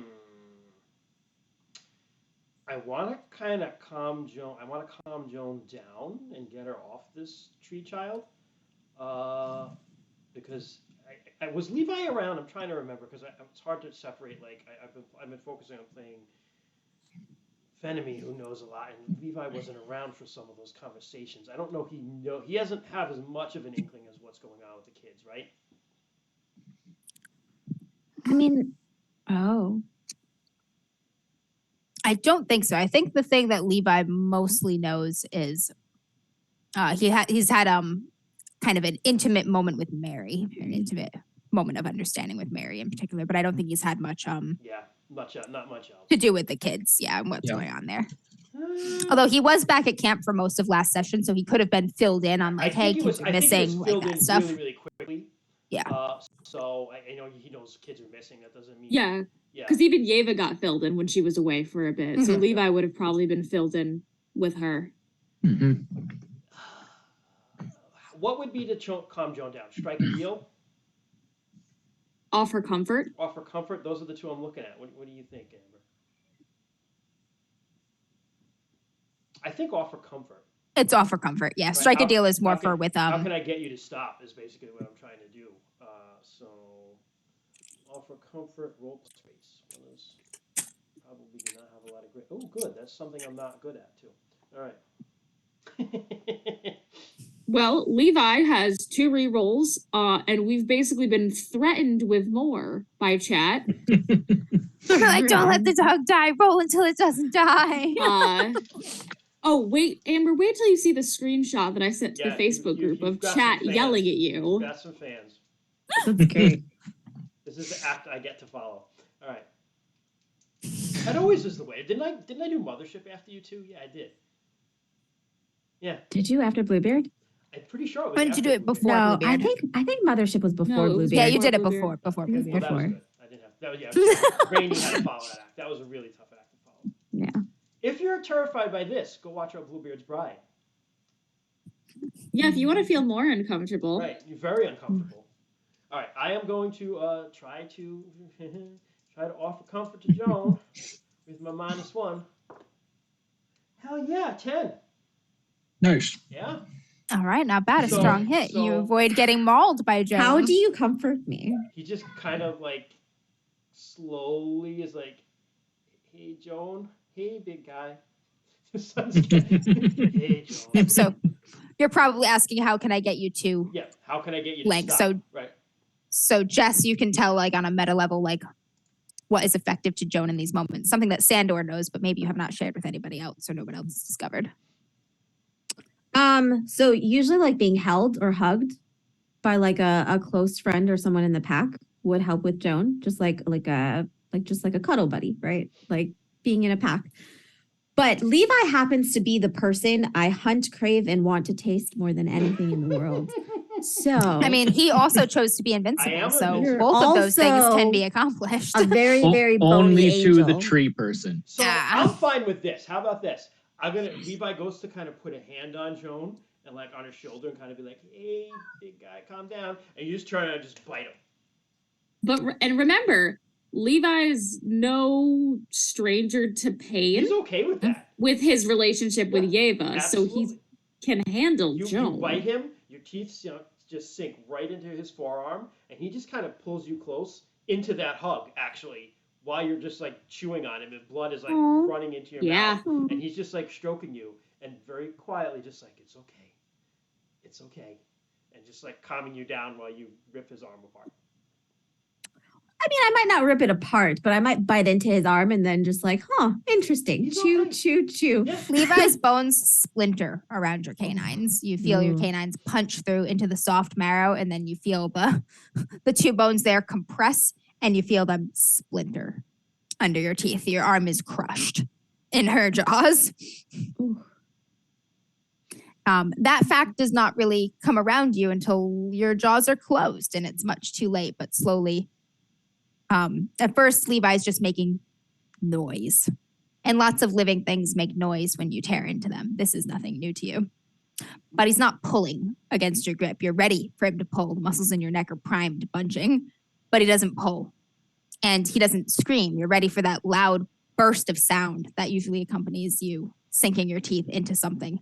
But the scream doesn't come. His voice is smooth, low, so much quieter than your own breathing and the growls in the back of your throat and even the sound of your claws just digging for purchase in the soil. But as he just keeps repeating that rhythmic noise, it starts to gain meaning. It starts to become sound, syllables, words. And the tension in your body eases a little at a time as it becomes more recognizable, less strange, more familiar, until you understand what he's saying. And you hear his comforting words. And your jaws are still basically locked, but you feel the shifting of your teeth as parts of you want to become human again. That human part of you has a hold. It can take over now if you wish. If you just let it go, if you just let the anger go. But that is entirely up to you. But you have that thinking part of you is forward now. You know what he's saying, and you know that he is, Yeah, I mean, in a I way, think, your friend. I think I will. I mean, Joan would be afraid that she just hurt Levi. I mean, she bit him. That's one of her friends. That's part of her family. She'll turn back.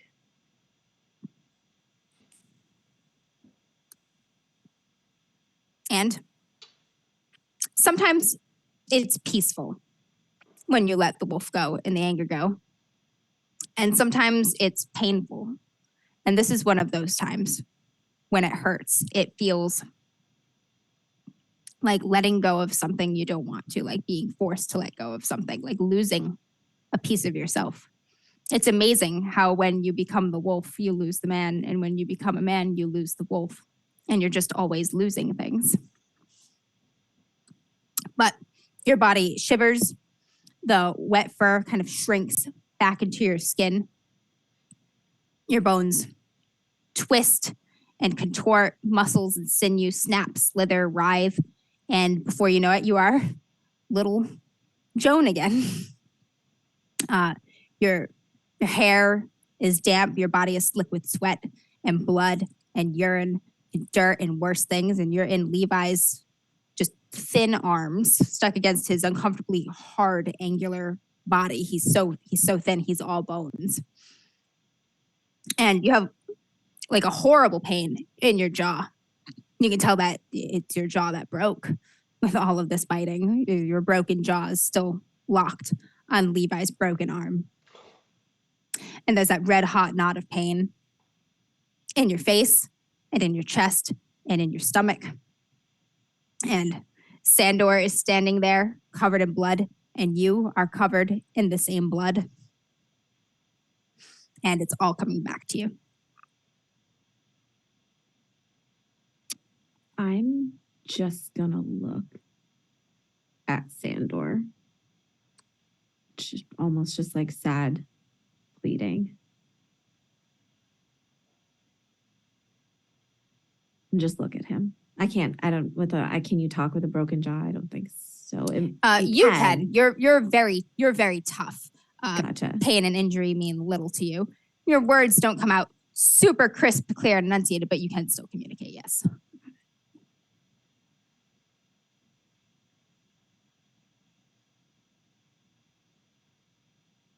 I'm going to climb out of Levi's hold then. Levi just kind of lets her go and just takes his arm in, but doesn't say anything or react. I'm going to just feel around him and see if I've broken anything else. Just the arm.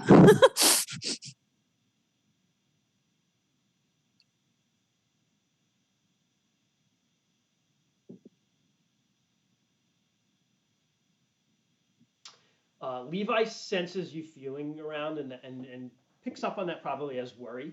I don't know if that is or not, or if it's Joan really being like, that tasted good. I want to go back around. No, it's worry. Yeah.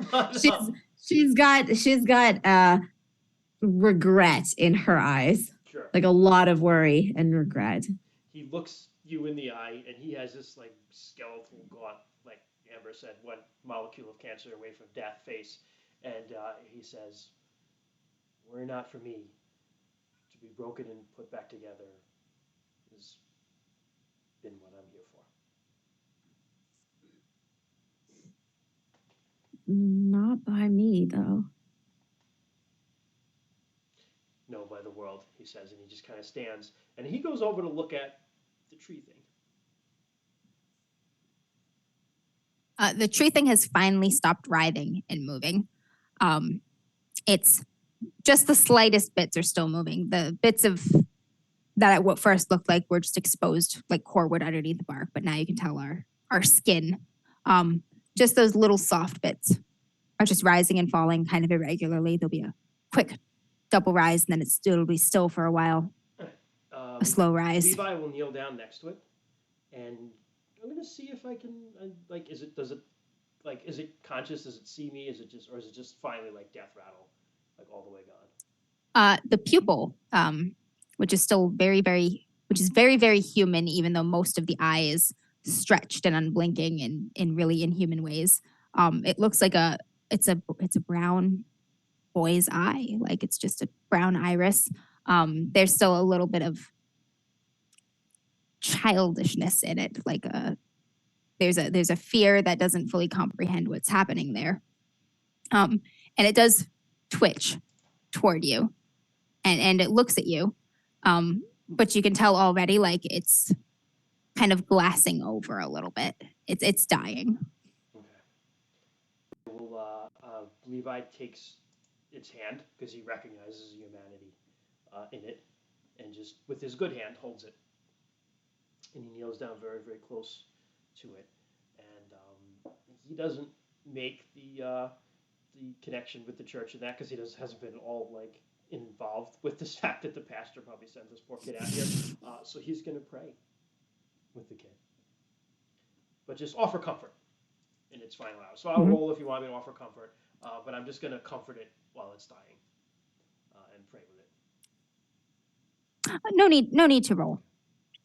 You kind of clutch those two human fingers and a bit of the twig that's sort of branching out of it, and you hold it, and you can feel the two fingers kind of curl around your hand a little bit as you pray, and the eye stays fixed on you. It never looks away.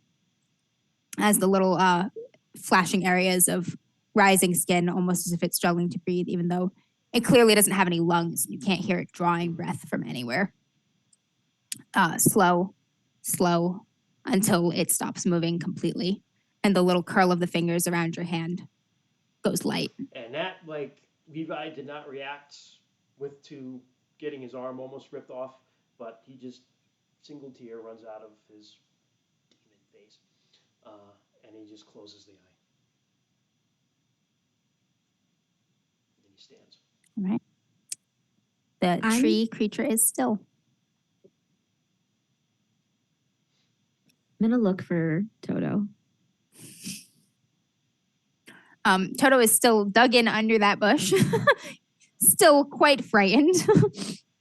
I'm gonna like coax him out and lift him up and just turn to the others and just be like, "We need to get out of here," with my broken jaw voice. Eli? Eli is gone. Oh.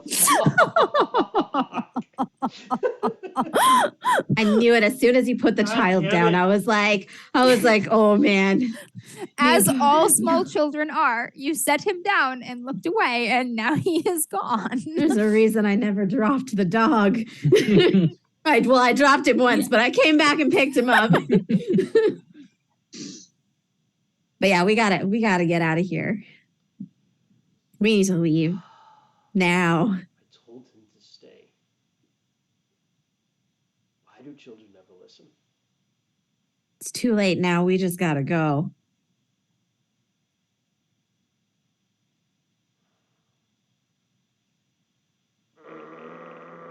He'll find his way back. He lives here. Like, we just gotta go. Door. Take Joan back. I'll find you. Oh, no one should stay here alone. Yeah, Yeah, what would Troy do? Oh. Troy would stay and look at it. Christian would be like, adios, motherfucker. I was gonna eat the kid, so like.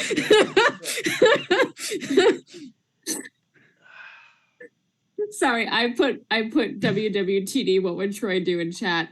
And the immediate response from Ray and stuff. So anyway, I started blasting. I pull out my I Glock. was gonna Oh say, my he God, pulls out wow. a surprise Glock. Wow.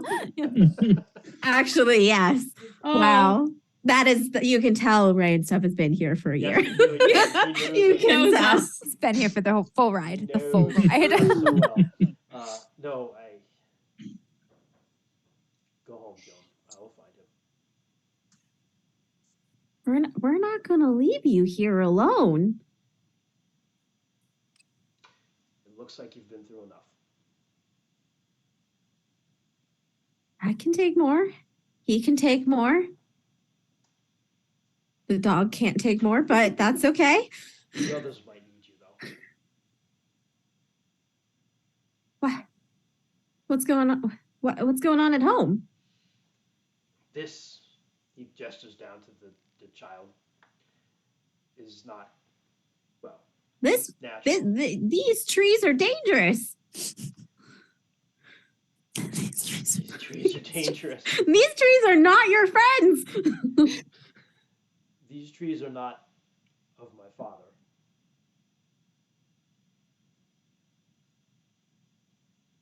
But the child is? Yes.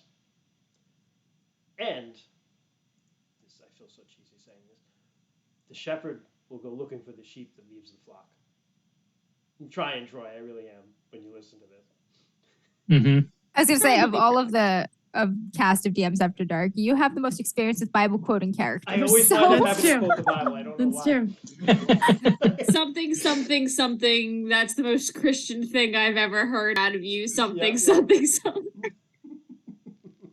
No, that's the most Catholic thing I've Catholic ever heard AF. out of you. Yeah. Once it's in you. Doesn't come out. Well, I'm not leaving you. I appreciate that. That's great. I'm not leaving you. We should move then. And then he just starts to call out for Levi. Eli. He's Levi. Eli. Yeah. Yep. He couldn't have All gone right, far. Sandor. Tiny and scared. You're also in the area. What are you doing? So, as things are like playing out beside him, he's actually just frozen, looking at this, what he now recognizes as a, what was a child, and just realizing the fact that he's kind of, he did it again. He ended a life that should have kept continued. So like any call to his name is kind of being drowned out. He's just zoned in on the body of this now tree child. As you start to call for Eli, you notice Sandor is not reacting to the sound or the situation at all as he stares at this this monstrous body.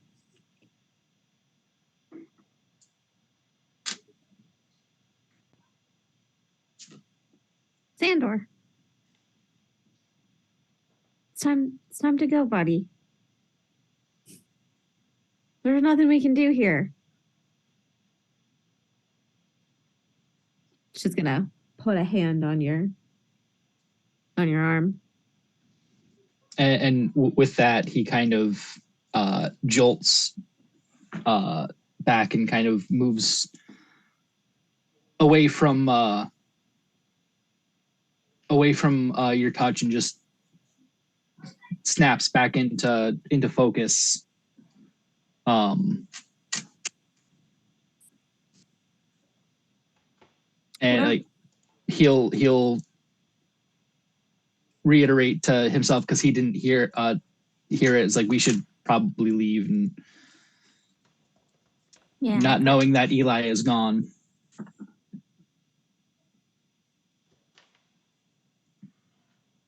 Soon. looks like we gotta do one more thing.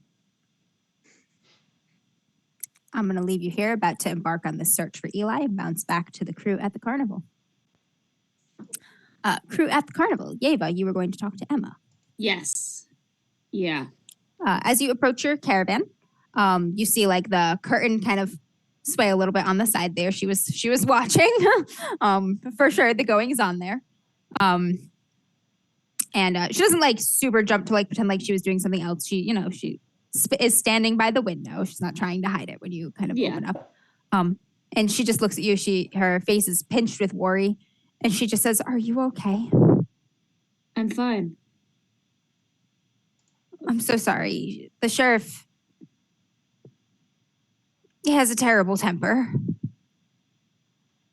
All men can be dealt with.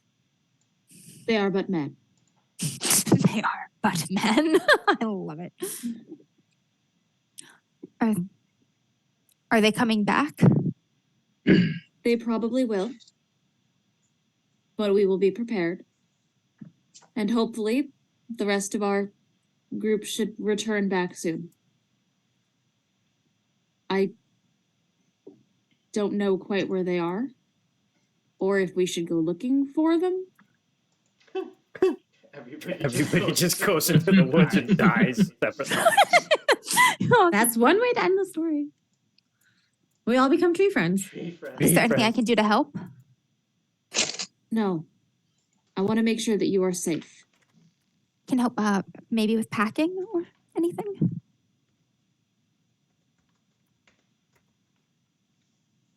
Are there any of the roustabouts that Yeva knows in particular, or like that she knows well, that are like that she trusts more than others, I guess is what I'm thinking?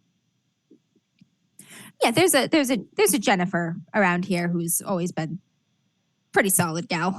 Okay. Yeah, let me go find Jennifer. She is always around. Let me grab her and you can help her with stuff she's got going on, okay? Thank you. It'd be good to do something. Okay, good. And she'll go look for her and bring them up together. Jennifer has a series of tasks that would not be dangerous to a woman in her condition that she can help with.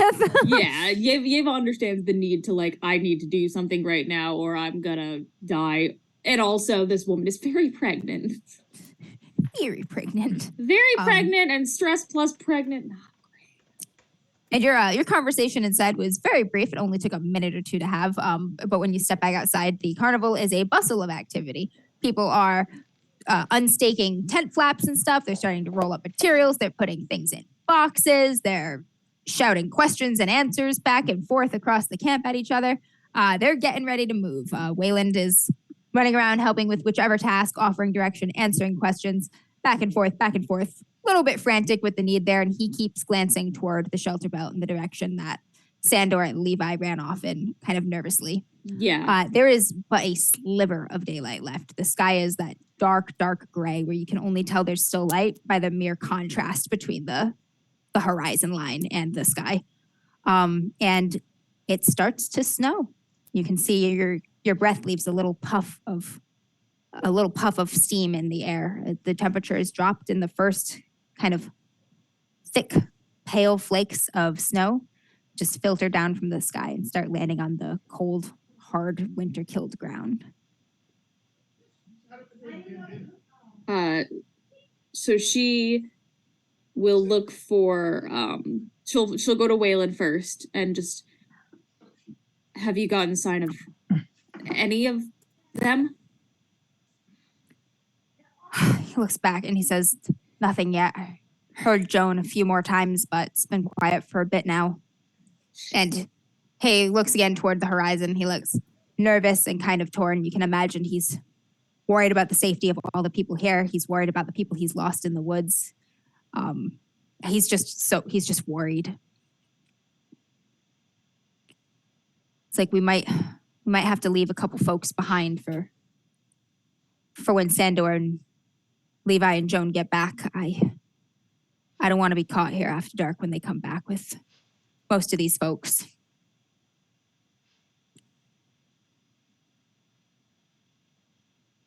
Mahala and I will stay.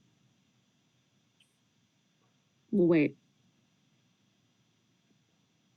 He looks over and he reaches into his pocket and kind of pulls out a set of keys, and he gives you the keys to one of the trucks, and he tells you gas is full. There's some water, blankets, food in there. Some first aid supplies, he says, kind of giving you like a meaningful look, knowing what happens when Joan and Sandor disappear sometimes here. Yes. And you hear from behind you, "You're not staying alone, you bitch." As Fenemy finally has recovered from her thing earlier. She had to go lay down a bit, and as she came out. I wasn't staying alone. I have Mahala. But Well, I'll take your aid. Now you have me too. I know, I do. A little tiny smidgen of the worry that is plaguing Waylon's face eases a little bit, seeing that you two will be here together. Possibly the best two people he could leave with this task. Which is hilarious in the moment. But all right.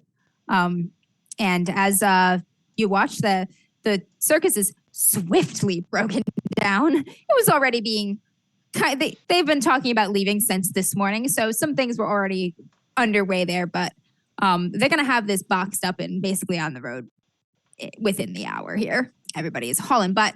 Not so much with the organizing and keeping things tidy. They're just strapping shit on top of shit in the creative ways that only carnival folk can come up with. It's going to stay. It'll hold. Massive Tetris skills.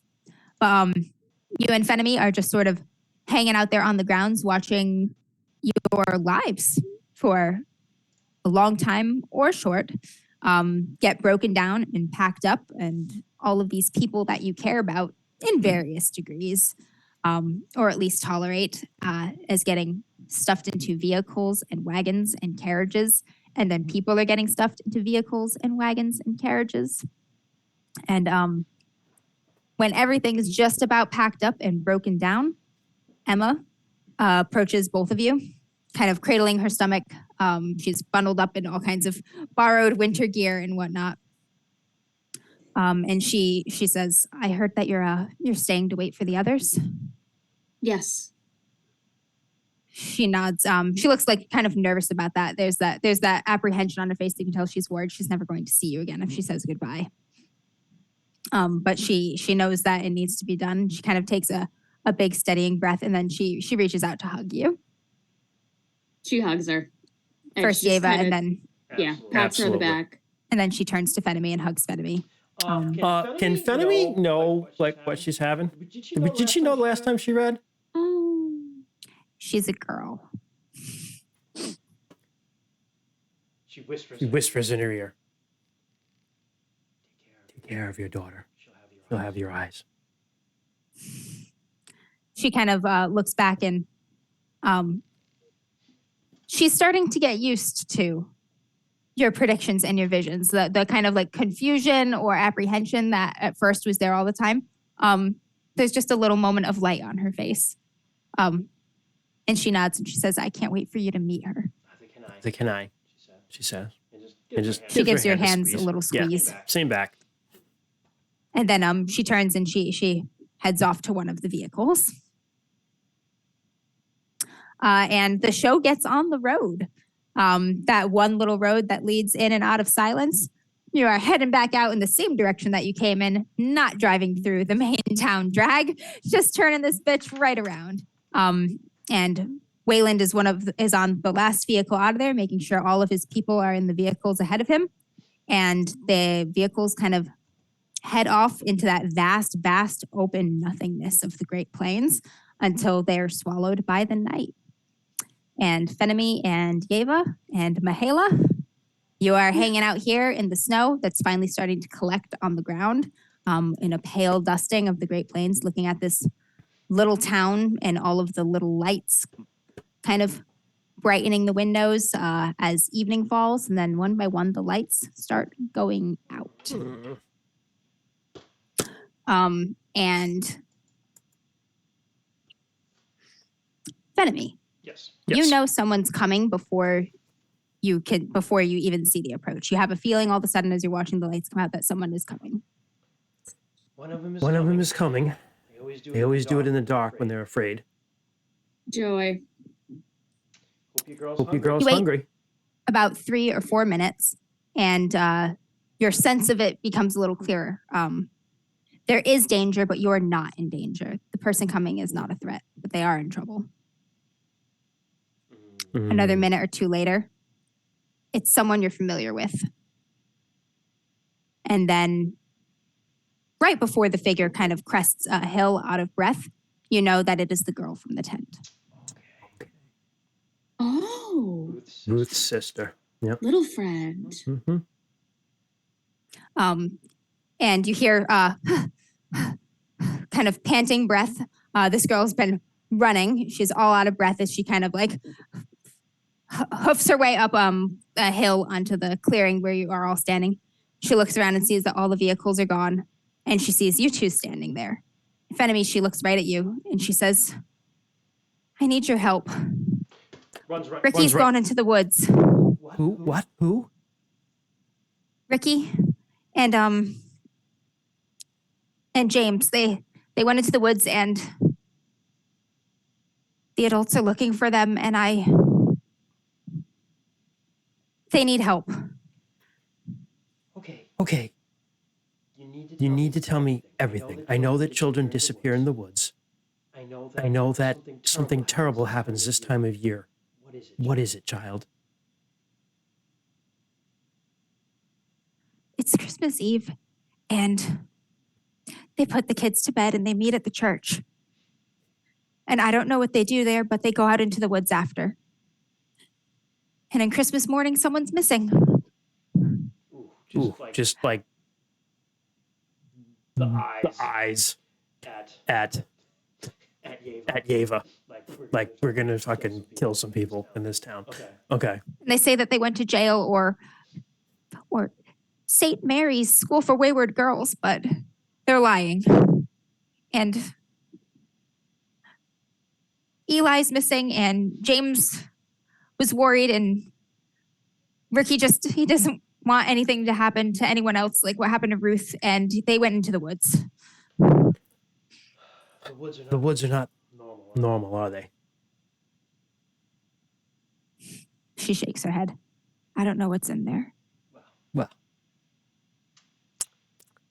fortunately for you, neither are we. We have to go, Yeva, dear. I know. I want to come. If that's where Ruthie went, I have to find her. I can't let Ricky find her first. And she makes like a face. God. How old is this kid? She's about 12. 12. She's my sister. If she's there, I'll know. Just takes her hand. Stay close. She holds your hand firmly, unafraid. Okay. Into the woods. Into the woods, baby. Yeva puts her keys in one of her many hidden pockets. Should we take the truck like right to the edge of the woods? Or are we already kind of there? No, you're a little ways away. Far. If things are really bad, it would probably be a benefit to not have to run We have like 15 minutes across open ground. the with old the Yeah. truck. Millennium Falcon waiting for us for You getaway. also right have there. supplies in the Yeah. truck. Exactly. Yeah. So Yeva will hold up the keys. Hop in. We'll drive to the edge. That way, when we get everyone back, we can all get in and drive. Okay? Mhm. She looks at the little girl like she needs confirmation from her too. Mhm. Okay. And Yeva hops behind the wheel. Tear out of there. This girl can All drive. right. You gun it toward the shelter belt. Stop, I assume, kind of outside of town a little bit by the shelter belt. Yeah. And disembark and head into the forest. Yep. You have that same this is new to you, starting to get real old for everybody else, but that feeling of disorientation where suddenly there's that pressure in your ears, the smells have changed, the humidity has changed, everything has changed, the trees are too tall, too dark. Fenemy, you are overwhelmed by the sense that this forest is old. Old. This forest is hundreds of years old. This forest is almost old like you. And you are definitely somewhere else.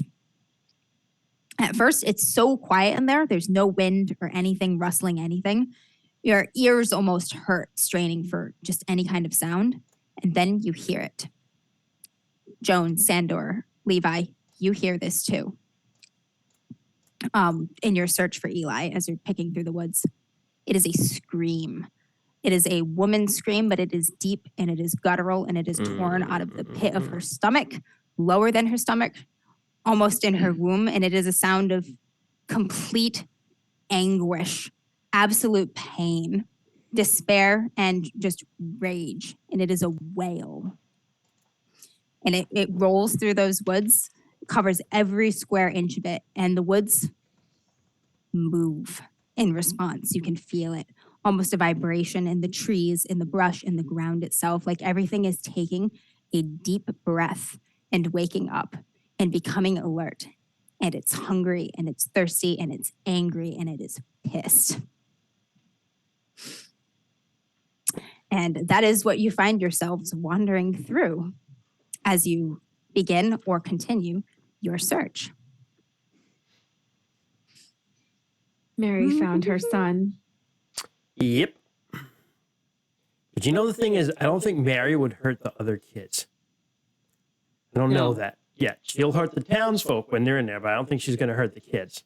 No, I think you Mary's don't creepy know but what this. innocent. You don't know I'm what saying that this as Mary is Christian. capable I'm of. not- Okay. Yeah. Oh, I yeah. said Mary found her son as Okay. Oh, Joan. as Joan. Oh, I didn't know that was in Oh. character. Oh, Harry. We're not. Oh, yeah. Oh, Mary. Levi's. She came to see me. Mary saw Levi, yes. Yeah, Mary lives here. she came to see me in the show.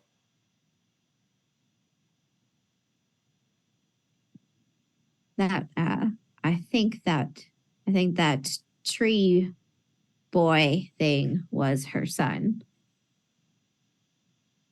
We should find her. No, Yes. we need to get out of here. We need to leave. We need to fix Did this. you hear that? Did you feel that? What? There's nothing to fix. We need to leave. No. We need to pack up our stuff. We need to pack up the circus, pack up the tent, tell everyone that it's time to go and leave. I'm sorry. That was funny, Jess. Pack up the tent. Pack up the circus. Roll on Pack out. up all the dogs. Leave. Gather the dogs. There's yeah. How are you gonna fight all of these trees? We don't know how many of them are people. It's time to go. The trees are people. There was a reason why Joan was calling that one Charlie. Right.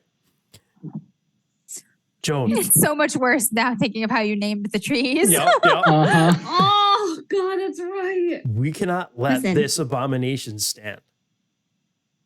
What are you gonna do? Eli lives here. I'm sure he knows his way out. Mary found her way out and came back in here. We are not from here. We need to leave.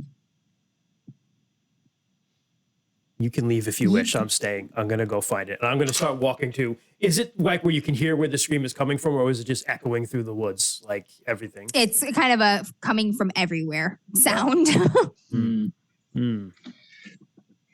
You both wouldn't even be here if it wasn't for me. You're here because you came searching for me. But what I found was so much worse. And it needs to be fixed. It's dead. We killed it. Just as you say that, Joan, you feel a rumble in the ground. This one's different than that kind of tremor, the thin vibration that came with the scream. This one is a feeling of deep, deep movement somewhere within the earth. And you can tell the direction it's coming in. And then you hear just a loud kind of groaning creak and crack, and you hear the rustling of branches. And as you turn toward the sound, you can see through just a little bit of parting kind of in the branches, the sloping upward toward those mountains that you had spied when you climbed. Maybe half a mile from here, there's a massive tree, just like a giant evergreen tree. And the tip of it is swaying, just one of it. And then it shifts and it kind of moves up a little higher and then lunges a little bit to the left, like it's rocking itself out of some kind of hold or encasement, like it's waking up. It's time to go.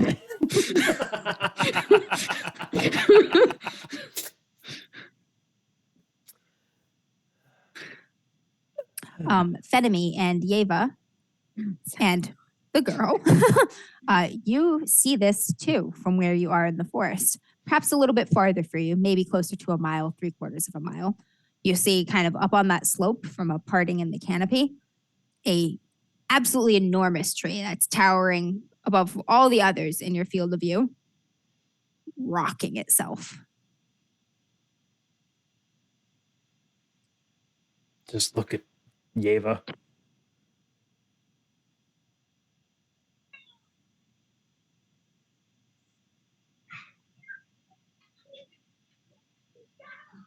I don't even know where to start, what to look for. I don't deal with kids, Fenemy. Kids don't talk to me. Everyone talks to me. It's just kind of my thing. Go see what's causing it. I Could be guess. Sandor. Sure, Sandor no. could be waving around Yeah. a giant tree. That And it was just itching his back like a bear. Oh, yeah.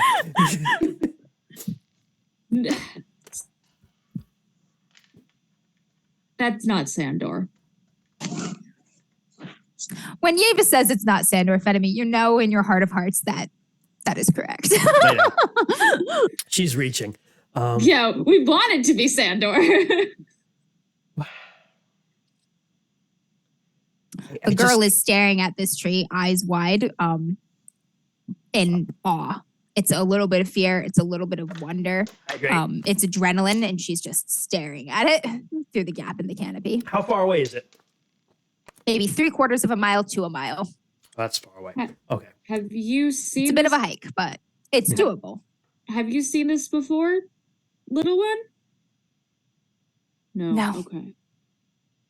What is it? No idea. Do you think Ricky and James are there? I don't think so. Ruth? I- What is it? I Let's don't know, Stop a minute. but I'm scared we're gonna have to find out. Let's Yeva.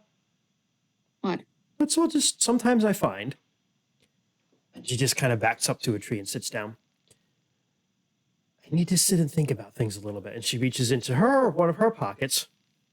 She pulls out some cards.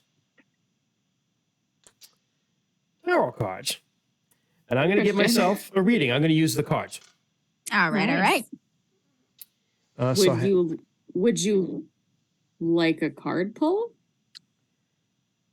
Yes. Ooh.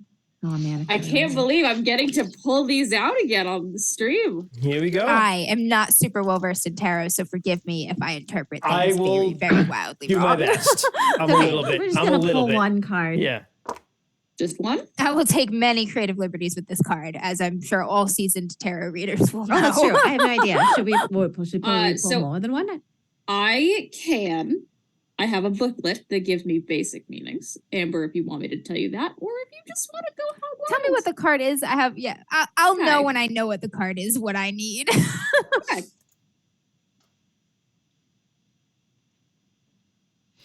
Did you cut about halfway down? Ah, that's cool. The Emperor. Nice. All I can think of is John Gaius. Fuck. No, but okay, here, wait. Major Arcana, come on, So Bliss. I can cover that one, but Christian's got it. I have so on a hit, you can ask 3 questions to the MC about the past, present, or future. They will answer honestly. On a 7 and 9, the truth you see shakes you, you mark darkness. So a hit is over a 7 though, right? A hit is still a 7. Yep. 7 and 9 is a hit, but it's a hit with consequence. So that's a- perfect. I rolled an 8.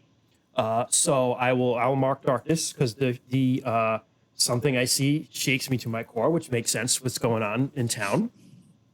And I will tell you, Amber, that the Emperor card can represent obviously patriarchal leaders, right? Particularly religious ones, which could be good for whatever the fuck is going on in town.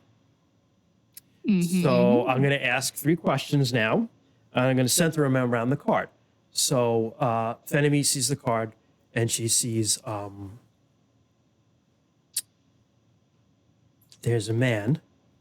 I think we know that. They're usually the source of all problems. There's a man. And Yeah, we're just like, came to town at some point, and she's kind of like looking at the girl for verification. And people followed him. What happened when he came to town? The preacher, The mayor. the mayor. He had a lot of money, and things were real bad, and a lot of people were sick, and he had medicine come in, and food, and even water,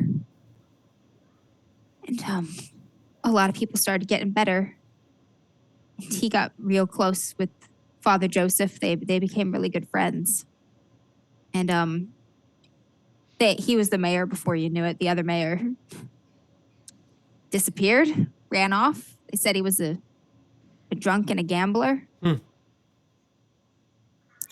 now, But people started listening to Mayor Grace, and they really liked him. and now some people listen to him, but it's too late, isn't it? They're afraid of him, aren't they?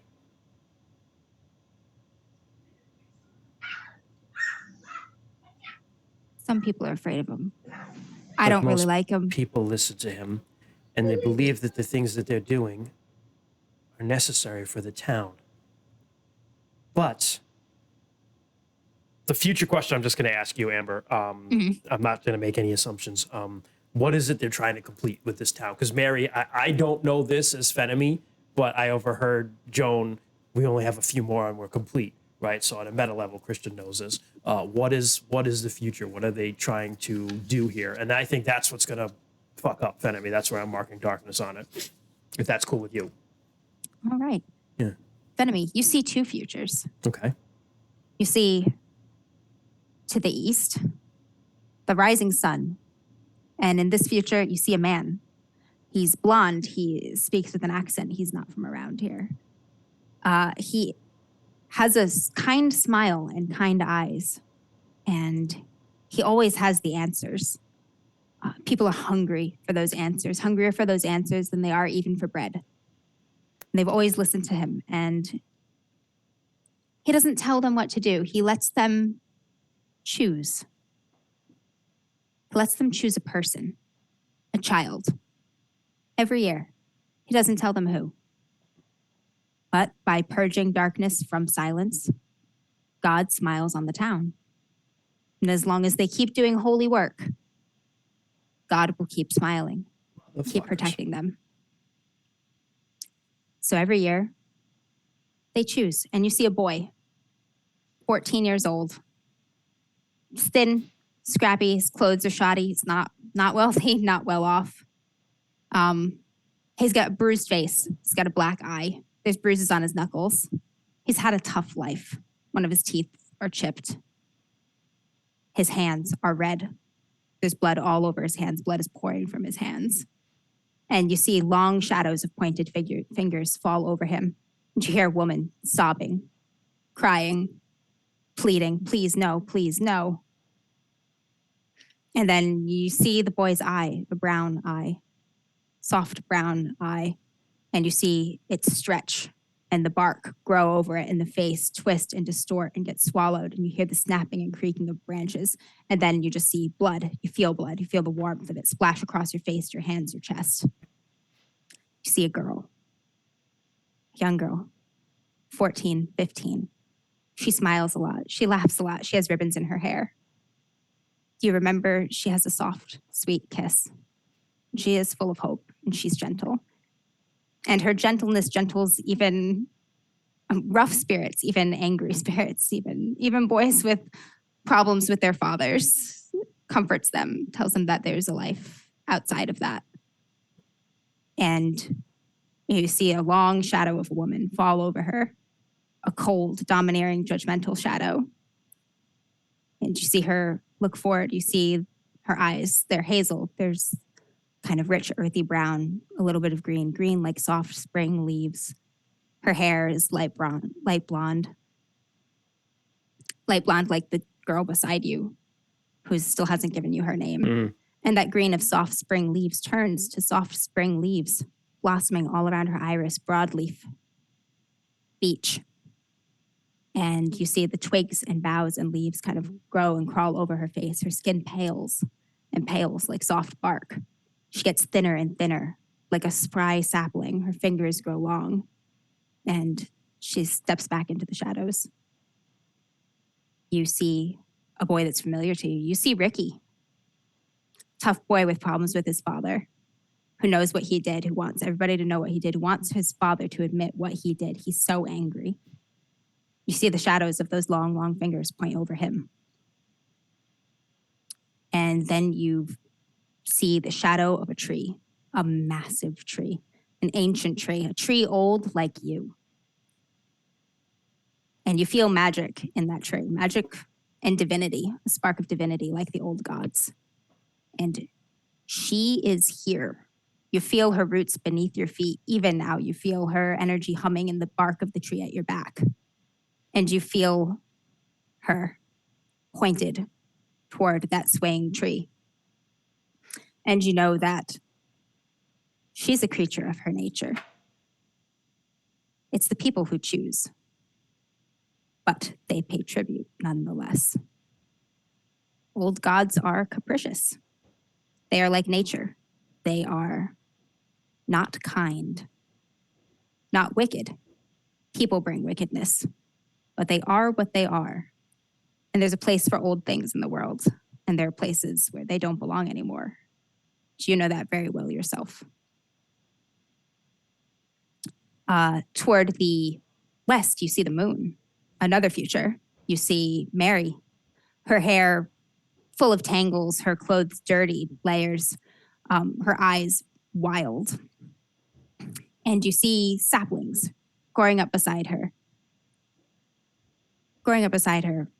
First one, the boy, you recognize the brown eye and the twisted face. And then a thinner sapling with the broadleaf fronds hanging from it, the thin branches. And you see farther back, others just starting to grow, little buds. And she's going around with a watering can, and she is watering them with blood, and they are growing. And then the vision leaves you, and you are against the tree. Your head is resting back, supported on the bark, and you are still looking straight ahead through that little gap in the branches at the top of the tall, tall evergreen. I just look at the girl first. And I say to her,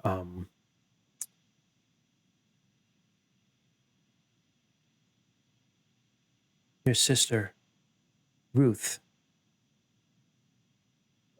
Did you see Ruth? I'm sorry, what is your name? Margaret. Margaret. Maggie. Maggie. I'm so sorry, Maggie. She takes a step back when you say you're sorry. She has a look on her face like, it's a warning look. It's a look that's a lot older and a lot tougher than you would expect on a 12-year-old. It's a don't. I'm not a liar, though. So, your sister belongs here now. What did they do to her? Because of what they did. Benemy, what happened? The tree, and she looks at the big rocking tree, is old, Yeva, like us. And they give gifts to it to stay protected. But they think they're doing it for their god.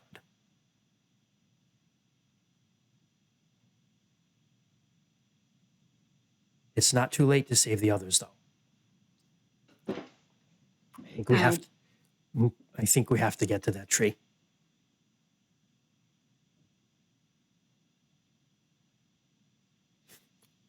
Then let's go. Like recognizes like. It might listen to us. I don't know, but it's worth the try. Come on, Maggie. Her cheeks are wet. She kind of scrubs her hand across her eye, and she just gets that fucking dogged, determined look that's way older than this 12-year-old child, the same one you saw in your tent when she sat down and dealt with you like you aren't an ancient power of the old world. Right. Like she's a match for you. I love Benemy her. and Yeva are about to adopt this child, Yes, aren't they? she is going to be our child. This is their little girl. Yep. And she goes with you into the woods toward that evergreen. Sandor, Levi, Joan. So we were at a standstill before over the Where over- you gotta go? yeah, we were in a standstill over the tree, and I think Oh yeah. where I left off was Sandor still just kind of like in a daze, right? I kind of like snapped out. Okay. Kind of noticed that that Eli is missing. But I realize I know that we need to get out, but there's something there that like he kind of needs to find this boy now too. Yep. And You can still save one. maybe Sandor, this place. Look, I know the two of you aren't as old as I am. Oh, But I yeah. have walked this earth for a long, long, long time. I was here where the light of the sun first shone, and I will be here where it goes out. And this place is not part of that design.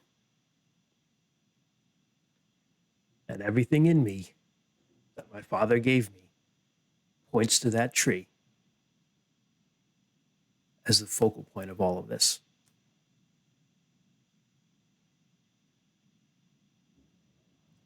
So I have to go there. If you need to leave, I understand. But that's where I have to go. A boy's voice echoes out in the woods. Eli! Eli, where are you? Eli! Hmm. Can we tell which kind of direction, or is it that all around sound kind of? Nope, this one has a direction. This one it's between you and the big tree. It's closer toward the tree. His boy's voice, not quite a man. It's cracking a little bit here and there on certain notes. But it sounds very afraid, near panic. God damn it. Looks like we're going toward the tree. God damn it. My father has never guided me wrong, he says, and he just whooshes towards the tree. All parties head toward the tree. Our parties are en route toward the tree. You're picking your way through these tall, dark woods. Your breath is frosting in the air, and the moisture is freezing on your skin a little bit. It's become so cold. Your lashes are stiff with it. Joan, your fur and hair is getting a little bit crispy with frost, but the cold doesn't bother you much. It never really did. And you are hustling through these woods, moving as fast as you can. With Sandor leading the way, you can move a little bit faster. Those of you who are not quite in his wake, or Fenemy, Yeva, and Margaret, the going's a little rougher. The branches are pulling at your clothing. You're stumbling over roots in the dark. Yeva, you can see a little bit better. And Fenemy, you have a sense of things that are helping you navigate. Maggie, as determined as she is, has been swatted by many a branch. She's bleeding a little bit on her cheek. She doesn't complain at all. She falls, she picks herself up, takes your help when available. And you're just roughing it through incredibly raw, incredibly hostile wilderness toward this tree. And you're getting closer. And you're getting closer. And that whenever you glimpse it through the skyline, you can always see the tree from no matter where you are, which seems odd to you. It doesn't seem like time and space are playing by the right rules, that tree is always in focus through any part of clear sky that you can glimpse. But nevertheless, there it is, dominating the landscape. You get closer and closer, and you can see light through the trees ahead. Firelight or lantern light that flickers softly. It's warm, and you can hear footsteps and the clamor of people talking. And then you hear like a boy yell, like, "Let go of me. Get the fuck off me." And a couple shouts, "Sit down," like, "Shut up," "Quiet." People arguing ahead. This is all of you. You can hear this happening. You are all now close enough. On hearing the shouts and the other people, Levi is definitely like picking up the pace, especially hearing the child or the boy shouting that. I think they all are. Yeah. Yep. You start to run toward this clamor. As you get closer, you hear a man's voice kind of, "Quiet, everyone." And all of the murmuring and arguing goes quiet, and you can just hear the rough breaths of somebody breathing heavy. And the voice says, "We have to make the sacrifice now." And then you just hear kind of just a yell, a wordless yell, and a scuffle. A couple people gasp. And then you hear, "Let him go," a man's voice. "Right now." And you are breaking through the trees. You can see now there is a group of people. There's a clearing in the trees. And the center of this clearing is an absolutely towering, massive evergreen tree. And it's moving. It's alive. Its branches are slowly kind of moving back and forth. It's not moving to strike. It's not walking, but it's just swaying with life. And there are townsfolk gathered around the base of it in a loose circle. They have a boy. It's Ricky. He's been wrestled to the ground. There's a strong older dude just on top of him. He's got a knee in his back. He's got his head held down. Another man that you have not seen yet. Fenemy, you recognize the man. It's the mayor. He's the tall, fair-haired man. He was the man in my vision. Has an accent. He's standing in the center of the circle near the boy, and so is the priest, Father Joseph. You can tell because he's still wearing his white collar and his religious garb. People have gasped and moved aside. Part of the circle has broken because the sheriff is standing there with his rifle racked and at his shoulder, and he is aiming it at the mayor. And he just says it very cold. He's like, "You let my son up right now." And you are all here at the tree line watching this. Whoever wants to do anything first, it is your go, but the tensions are very tight. There's a loaded gun aimed right now.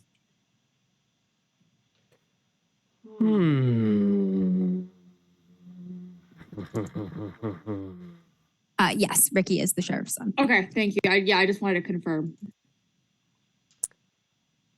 So,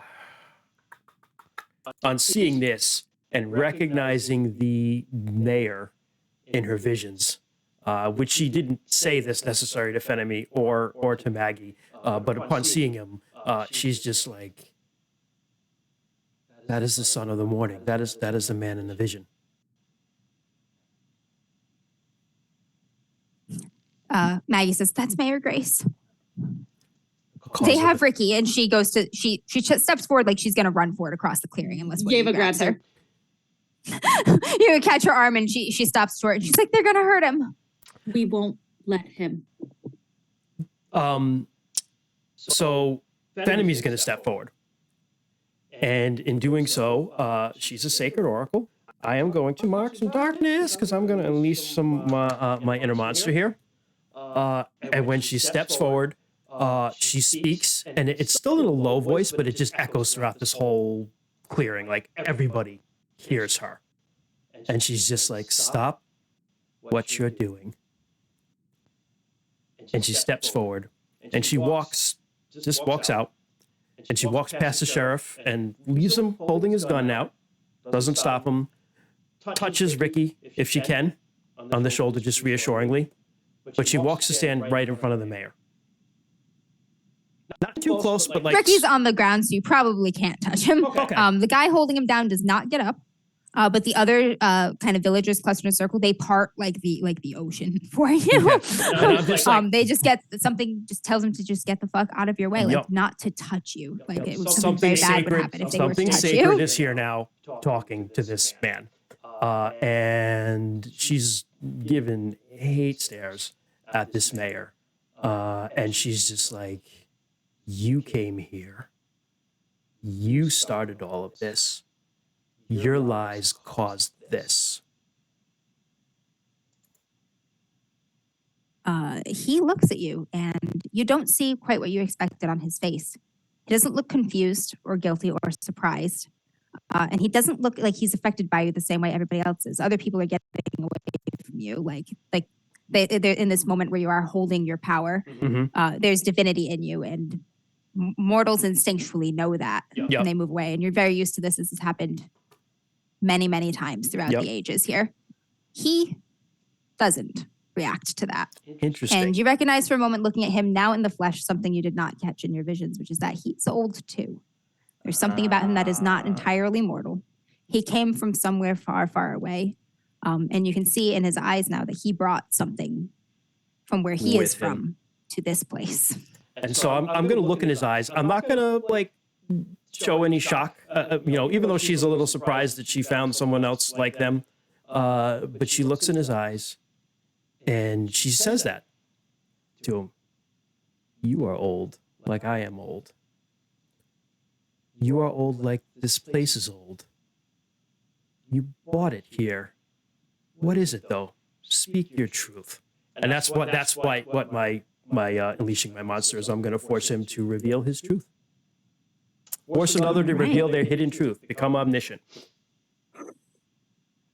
All right. So standing here, you know that what is standing before you is in the guise of a man, but he is not man. He is not from around here, not from around here, not as in not from over the seas, not from Germany, which is where his accent is from. He's from under the hills. And there is magic wrapped all around him. It's a glamour. He appears human, but he is definitely not. And it's been a long, long time since he and his kind have been properly treated, have been prayed to, have been sacrificed to, have been fed by the fears and hopes and aspirations of mortals. And he had to come all the way to this new land to get that for himself and for her. The tree standing several yards away, the massive trunk of her just growing up. She was dying in his homeland, dying with the coming of Christianity, with the coming of iron, with the coming of crosses, withering away on the roots.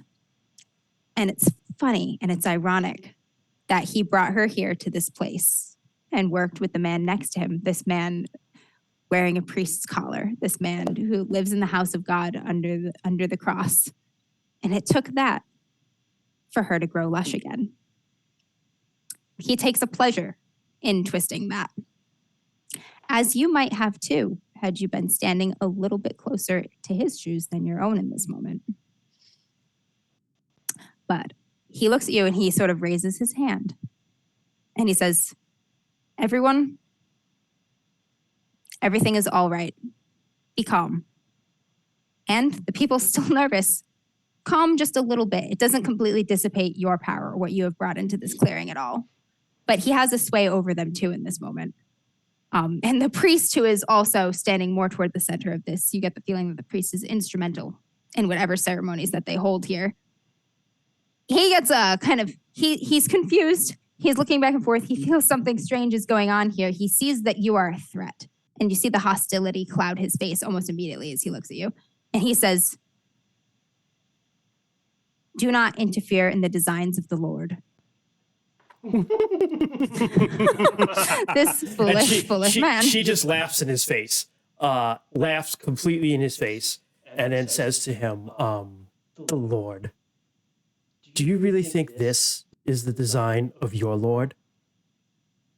Or an older, hungrier Lord?" The mayor smiles, and it's a good, clever little smile. He's amused by you. And he says, everything's quite all right, Joseph. Joseph. Hold on, let me look at my moves here. I don't want to steal the thunder, so anyone else can just jump in here whenever they want. But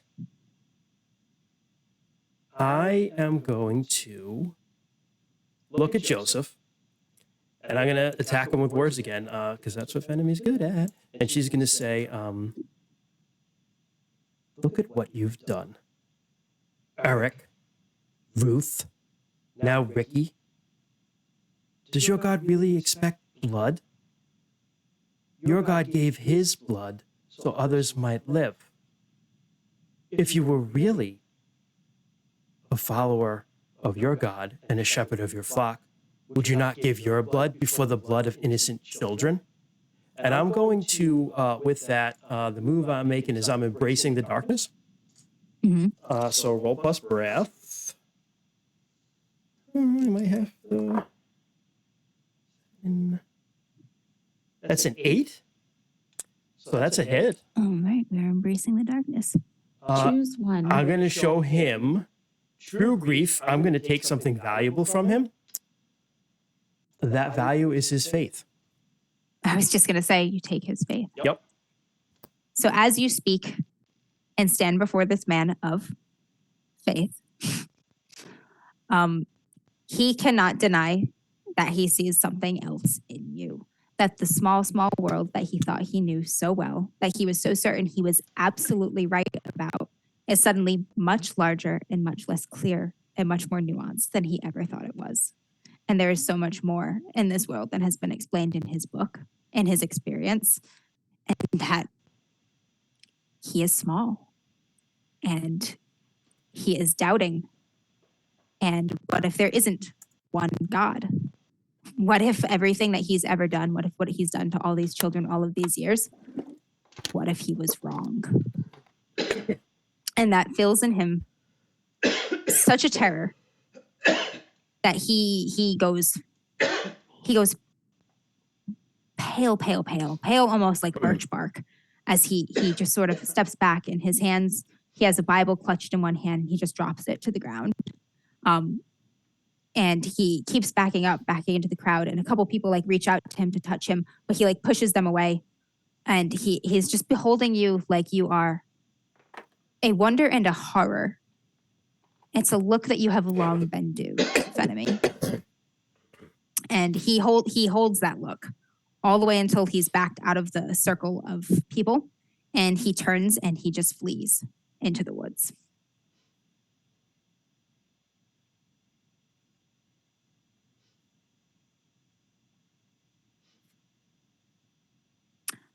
And the people are shaken. The people are shaken. Ricky starts to struggle again. He kind of makes a grunt, and he tries to like bridge into this guy's knee, who's got his knee pressed into his back. And he starts to struggle and fight a little bit. The mayor holds his hands up again. He's like, everything is fine. People. Oh, everything is so far from fine, Mayor. And he comes toward you now. Everybody else, what are you doing?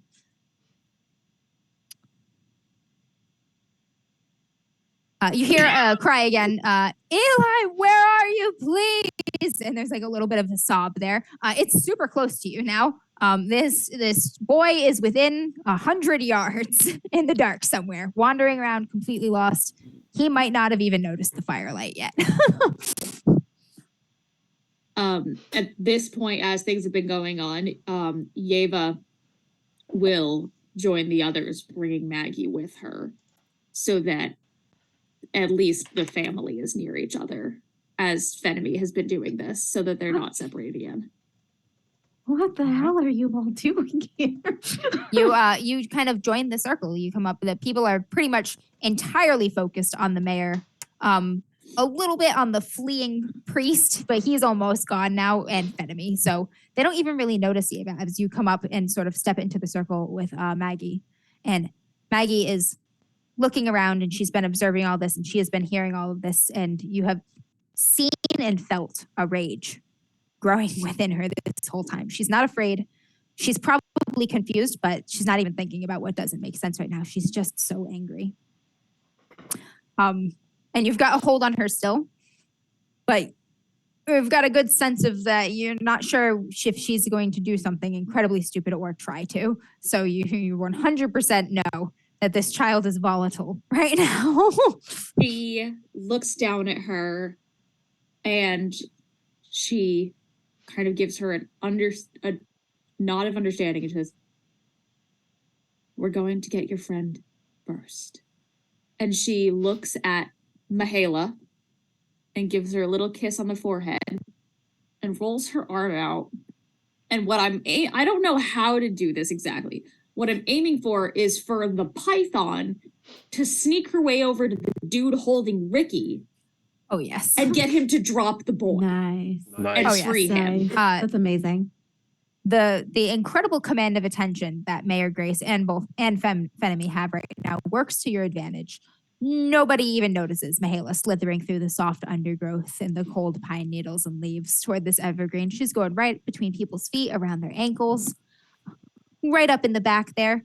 And she can. I don't know if you want me to roll my stats with her. Yes, it'll be she's a part of your character, essentially. So it will be one of your roles. Let's see here. It's not quite lash out with violence. She's, well, sort of. She's just trying to get him. She is a giant snake. The only things she can do to stop so this man are probably unsettling and violent in some way. Okay, let me get my dice out. Hold on, because I haven't had them out this whole time. Nope. Okay, so I will roll for lash out with violence. I think I have negative on bones, actually. No, I have +1. Okay. Nice. Don't forget, you got rerolls. Yeah, I know I have 2. I'm so nervous. Yeah. A ton. Who has a ton? We all have like 2 rerolls at I've least. got one. No, we got another reroll all around. I have Sure, Oh, the you have session? another one. Yeah. I've got 2. That's a 7. Nice. 7 is a hit. All right, so there are 2 negative effects that you choose, but she gets this guy, whether you want her to sink her fangs into him and then, coil, strong squeeze, death ball, or just kind of coil around his arms and legs and bind him up. It's completely up to you how you want her to do it, but she does get him. She succeeds in the effect that you want. It just has a couple negative consequences. Yes. One of which can be further than you intended if you want. She can snap this man like a twig. I think it is takes it farther because Mihaela is such a part of Yeva that their emotions are practically shared, and Yeva is furious. She feels your rage. So I think it's you take it further than you intended and you attract unwanted attention. All right. So nobody notices until Mihaela is on him. She strikes like lightning, kind of striking into one of his arms, and he jerks back a little bit. And then before he can even get off of Ricky, she's throwing coils around him, just wrapping him up. He rolls right off of Ricky. There's no way he can maintain his position or hold on him when the coils of this incredibly strong animal are just binding him up. He makes a scream. Everybody sort of gasps, and it breaks the spell a little bit in the field here. They've stopped looking at Mayor Grace. They've stopped looking at Fenemy. They're looking at this giant snake and this just panicked, terrified, almost animal cry this man lets out before he can't really make any sounds because she's squeezing the life out of him. And there's just a soft gurgling kind of gagging, struggling noise, and you just hear the snaps of bones. The quiet in the field is so intense that they're incredibly loud in this moment. Ricky, as soon as he's off of him, starts scrambling away, backpedaling, kicking in the dirt to get away from this giant snake and this dude that she's absolutely pretzeling. And I think what causes the attention is Yeva panics a little. And she takes a couple quick steps forward and holds her hand out and just goes, Mahela. And it's too quiet, and she didn't realize how quiet it was as the snake comes back to her. Everybody now sees that you have sicked this giant snake on this man, definitely to death. This man he's very purple. There is blood coming out of his mouth, his nose, his eyes. He's being absolutely pulped. They are freaking out, and Graham swings the gun toward you now that Ricky's up. The sheriff? Yep. She What do looks you at do? him. She looks at him in the eyes and just goes, your boy didn't deserve it. I wanted him free.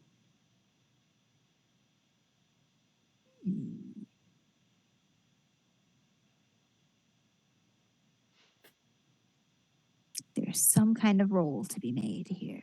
That's fine. I will make a roll. I don't know what. Yeah, it's we're probably just gonna make an ability roll, maybe. Or Really? Is if it, anybody has another suggestion, that is also fine. is it, There's also Endure the Darkness. is, Oh, yeah, no, that can work because you're the dark. about to be shot by this dude who is every problematic dude ever. Yeah, that's fine. Yeah, I'll roll that. That's plus breath, which means -1.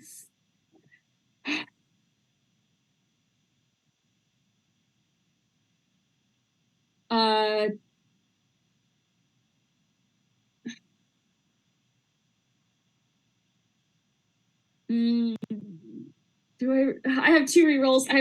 I'm using one. I'm Use using it. one. I'm using one. That was worse. Oh boy. All right. What'd you get? It's 3. A 3? All right. You say like your boy didn't deserve it. You know? You didn't want anything to happen to him, and he pulls the trigger. He shoots you. Fucker. Yep. So the gun goes off with a crack, and people lose their minds. Now people start screaming, freaking out. Some of them are just frozen in place. Some of them start running. They're just like scattering. Absolutely losing it. Take 3 harm, Yeva. How much do I? You get You have 5 5. total before you're, Okay, that's before you're fine. done. So he shoots you center Yep. mass. It is somewhere in your torso. There's Yep. a lot of pain. There's a lot of shock. You're still up right now because of the shock mostly. Like you've been shot. You know you've been shot. You're still standing here. Blood is rapidly spreading down your clothes. And Ricky tackles his father with just a yell of rage. He like scrambles up. He tackles his dad down and he starts hitting him. And he's just screaming, you killed her, you killed her, you killed her. And he's just hammering into his dad, who's in his moment of shock, not really defending himself. What is everybody else doing? Levi sees Yeva get shot, and he's gonna go nuclear. So let me just look through this again, because I think Oh God. I need to release my inner monster again. I know what her next move is, and oh my So God. I think you can only do it. Oh, is it? It's only game. once per game, It's right? once per I game. think so. I might be getting that wrong. Or- Somebody will or correct me if session. I am. But No, I It think might it's be once per session. session. What's yeah, per I think so. session? Once per session. Yeah, all right, no problem, no problem. Either way, he just is gonna jump right in, and question is he just go crazy and start attacking? Yes, he does. I don't feel. I feel like Levi is not the type to do that. You know, To- that's a good point. He's more of the, he's going to grab Eva. He's going to pick her up with his good arm and just kind of Run in. cradle her. Yeah. Grab Yeva, try to pull her back a little Yep. bit. Try to get her out of the situation and get his body between her and the guy because getting shot really is nothing to There- him. Yeah. There's So still a gun around. It is still within reach. It is not currently in anyone's hands because of the fucking fist fest Ricky's throwing onto his dad's face right I now. don't know if you would think to grab the gun, to be honest with you. I think he's on Yeva. He grabs her. Yeah, Troy. I'm not playing Troy. Right? The one time Troy did not grab the gun. Troy, you should have been here. So I will just be but he puts his body between Yeva and danger. And I know, and I'm not gonna obviously, I want everyone else to do their thing first, but when he grabs her, she's going to grab his face and still shaking, just say, "Get me to the tree." Ooh. Okay. And then everyone else do their thing. Okay, you go ahead first, Ken. Sander's actually going to go and he is going to get the gun. And God. he's just going to break it. Nobody tries to get in your way. Yes! Sander, no roll needed. Like a twig, you just snap that bitch right over your knee. Full metal long gun, boom, like fucking nothing. It will never work again. Where you've grabbed it on the stock, the wood is all splintered and warped. The barrel you've squeezed completely closed, and then you just snap it in half. Sorry, go ahead. Did you have Nope. Go. when the mayor was moving towards Fenemy, Joan was going to start moving towards Fenemy too, and the mayor. Once he started moving towards her, Joan was going to move towards Joan, you're pretty damn fast. You're there quicker, maybe even than you hope to be. A couple people like flee past you, brush past you as you're running toward the danger. People are scattering into the woods. Some are just standing there in shock.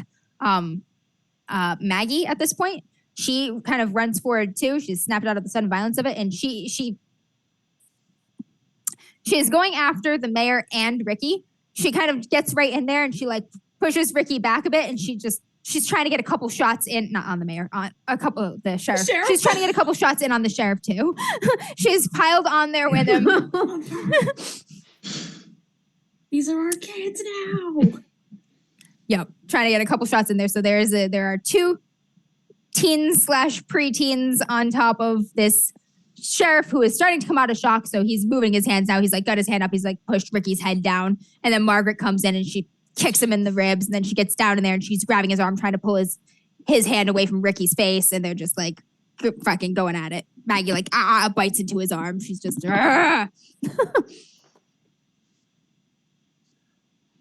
Pure chaos going Mayor on Grace is like, he has like almost an aw shucks look on his face, really. It's super out of place with everything else, all the terror, the fear, and the rage that's going on. He's like, looks around, sees everybody scattering. He's like, well, that's ruined kind of look, you know?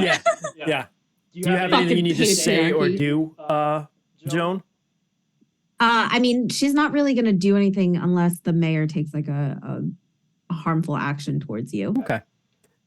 The mayor just looks at moving you coming close enough. onward, Joan. Yeah, she just wants to move close enough to be able to do something. He looks at you. And it's almost a look of recognition. And then he starts heading toward the tree. I'm going to move towards Fenemy then. Fenemy's gonna follow towards the tree, but not too close. If that makes sense. Like, you know, All I'm not right, gonna be he's like right on his ass. I'm not going aggressively at him. Oh my I'm just kind of God. walking towards the tree to see what he does. My family's splitting up. Yeva's been shot. So like, Benemy is gonna talk, and she's gonna talk to him. She's gonna talk to the mayor again, and Mayor Grace, it's not your real name, is it? None of us go by our real names anymore. Although I use mine, but it's so old nobody really remembers who I was anymore. I know how it must feel. You and her. He looks at you. And when you say that's not your real name, he gets that little bit of a clever smile again. And he sets his hand on the trunk of the tree and he like steps closer to her. And it's like an intimate step. It's the way someone would step closer to their spouse or their lover. Mm-hmm. You know, to be who I was, I never got to have anyone else. Came with the territory. But I envy you in a way, having someone over the long, long years. Because I haven't really had anyone, at least in that regard. I've had Yeva, although Oh dear. And I see. Meanwhile, Levi's like carrying her bleeding towards the tree. What I'm trying to say is, I think I understand, in a way, what you've done, even though I don't agree with it. I haven't done it. I Clever boy. planted a seed. Yes, I understand. They fed it. I understand. They chose. They let it grow. That's what they've always chosen over the years. So many are gone now. They are. And those of us who are left, we just need to find ways to fit in. What do you want, Seer? What you've done here with the children is wrong. I never suggested children. They immediately went after those who could not defend themselves, as is their nature. They really don't deserve anything. No one deserves anything, he says, kind of regarding the tree now. Who is she? She is the evergreen. And you? Who are you, really? I am hers. What does it take to keep her alive? Blood? Always?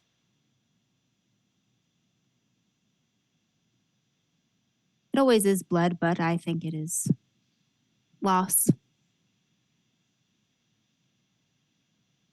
Parting with something precious. The way only mortals hold things to be precious. Okay.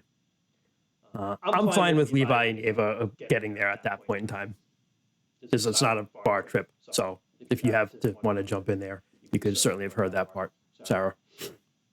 Okay.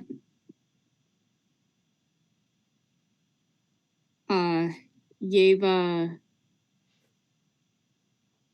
kind of ignores them. And as soon as she can kind of wriggle out of Levi's arms, He tries to stop you because he thinks he knows what. goes up to the tree, Oops. and she puts her hand on it. She's alive. You can feel that life within her more than any. All plants are alive, but she is more than alive. You can feel the spark of divinity in her, the way you have a little spark of divinity in you, the way Fenemy has a spark of divinity in her. You are alike. And she is going to gently close her eyes and lean her head forward.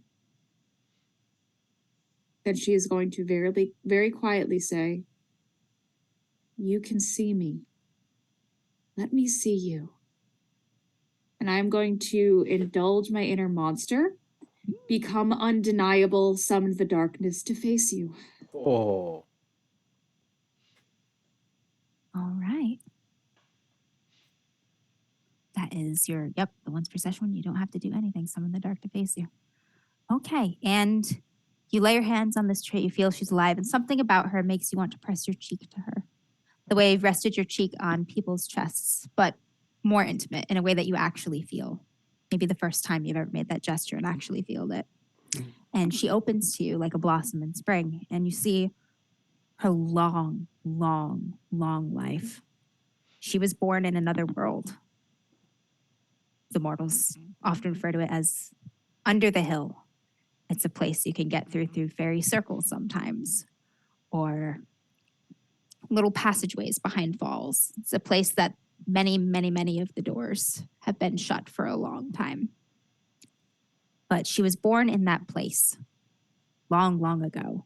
She was born in that place when man was young, when humanity was young, when humanity was huddling around fires, fearing things in the dark, fearing wolves in the night, wearing animal skins, working with bronze tools. And she lived there for a long time in that place. But people started their wars with their different religions, started determining to understand everything about the world, started determining to decide what was correct, to make truths what they deemed they should be. And she was brought by her people into this world as a way of trying to hold on to it. She was planted in a deep, dark forest, a place that was well and truly wild when she first grew there. And she grew there for a long time. And for a long time, the people of that region feared and respected her as they should have. And she was a reminder that the world was bigger and wilder than they imagined. And there was a balance in that, in a way. They didn't fell trees too deeply into the forest. They didn't cut too deep. But eventually, less and less came to visit her, less and less came to pay sacrifices, less and less came to respect her power, to revere her, to revere the woods. And she, as iron and crosses swept the region, she withered like sunlight had been cut off. Without their fear, without their respect, without their wonder, with every tree and log felled in her forest. Until eventually she had just a few followers left, just a few folk from her own fair lands. And the mayor took her from that place as a small seed, took her in his pocket to a new world, to try and start again when everyone was trying to start again.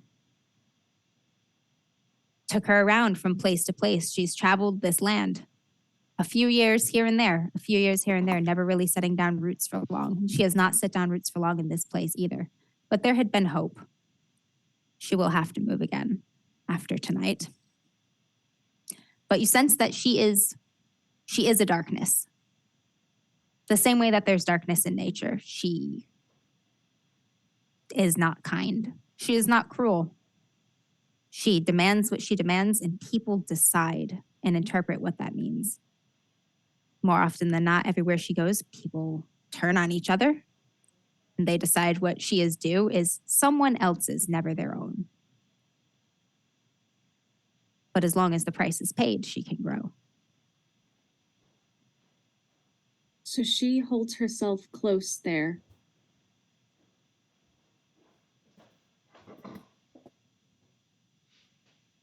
I know that you are looking for something that one place cannot give. That what you need is beyond soil and dirt and blood. And that you wish to grow, but you cannot grow in one place. The world has changed around us, whether we want it to or not. We are slaves to time. And you are more powerful than that. But still the world changes around us and men take what they want. But we understand you. I understand you. I am not kind. I am not cruel. I take what I want and I move on. Tribute is paid and I live. That is how we live. You do not need these people. You do not need him.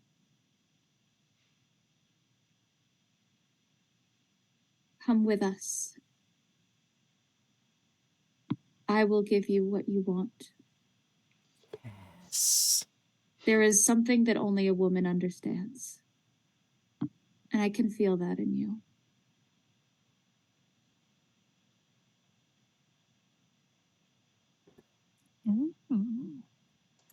I don't know what kind of role you want me to Yeva, make. are you striking a deal? Yes.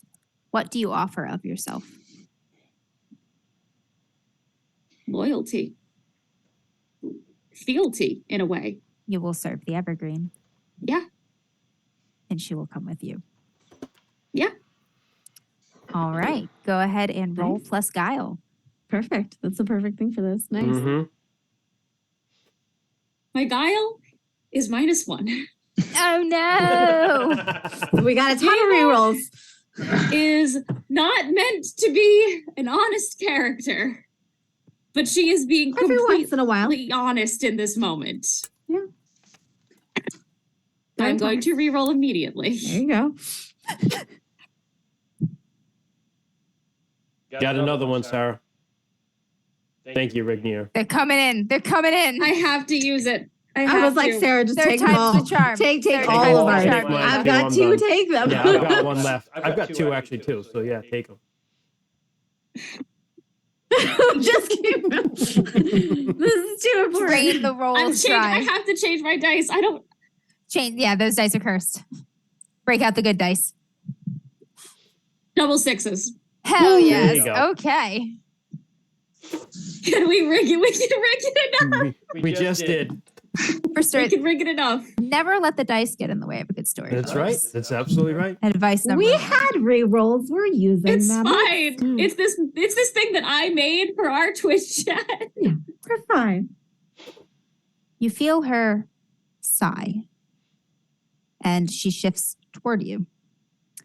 At the same time, Mayor Grace lowers his hand from her trunk. A somber look is on his face, like he has lost something, but there's also a look of understanding. And he looks at you, Yeva. And it's a look that you know very well in men's faces. There's a little bit of jealousy in it, a little bit of envy, a little bit of you have taken something from mine. But there's something you're less familiar there too, and it's an acceptance of her choice. The roots around your ankles kind of lift themselves from the earth, and they crawl and slither around your legs. They get wrapping around, coiling around your body, a gesture that's familiar, like your snakes, your serpents. It's not frightening, it's calming to you, it feels right. Even as she slides under your shirt, following the trail of blood into the hole that has been punched in your chest. And you feel the roots enter your chest, growing, and there's pain there. But you let it take you. You've made a bargain. She will come with you and you will be hers. And together you will try to navigate this strange and shrinking world the best you can until you can no longer. And you feel the roots climb into your chest deeper, deeper toward your heart. And you feel that serpentine coiling around your chest as a living, growing thing is planted there. And then they let you go. The evergreen shutters and needles start to sprinkle from the boughs like snow, kind of raining all around you, these deep green needles that shouldn't be shed just yet. And there's a sense of peace kind of coming over the glade. The kids are kicking the shit out of the sheriff in this moment. They have been, Maggie has been kind of thrown aside. The sheriff has gotten his shit together. He's tossed the small girl off of her, and he's wrestled his son down, and he's just saying, like, Ricky, calm down. And Ricky is struggling and yelling, and those sounds are starting to come back to you as the kind of immediate intensity and magic of the place calms. Ricky starts, he's sobbing now. He's angry sobbing, and he's saying, you killed Ruth. And Joan and Sandor, you were probably closest to the children in this scuffle right here. The others are closer to the tree. You both see Maggie pick up a rock, and she is heading toward the sheriff with it. No hesitation. You have to spring to action fast if you wish to interrupt. I left towards Fenemy and Yeva. So I'm still right there because I basically. Oh God, you're the worst person to be here. I snapped the gun, and I was letting the kids kick the shit out of the sheriff. They're doing a pretty good job until he snapped out of it a bit. He is bigger and stronger than them. And when he does snap out of it, that is when I do step in, and I just like pinch the front of his shirt. I'm guessing it's like the normal like cop like button up like could be probably denim. He's got of like the a time. kind of tough denimish sheriff jacket thing on. Yeah. So just between my thumb and forefinger, I just pinch it and I just pick him up. He like rolls over on his son and he's like, calm down, Ricky. And he's like, you killed her, you killed Ruth. And you're just like, yoink. And you jerk this dude off him. He makes a kind of sound. But you've got him Maggie is standing a few paces away. She is shocked that you've picked this dude up that is a shocking sight even to a 12-year-old in a blood rage. Her chest is heaving and she's clutching this rock. And you know that if you lower him, she will in this moment bludgeon this man to death to the best of her ability. The sheriff kind of pushes against your chest. You are the immovable object, so nothing fucking happens with that. Seeing Maggie with the rock that she's going to try to smash the sheriff's head in with, I'm going to like just kind of like look over my shoulder at her and it's like, that's not something that you want on your hands. And I'll just... It's his fault. Him and the priest, him and the mayor, they killed Ruth.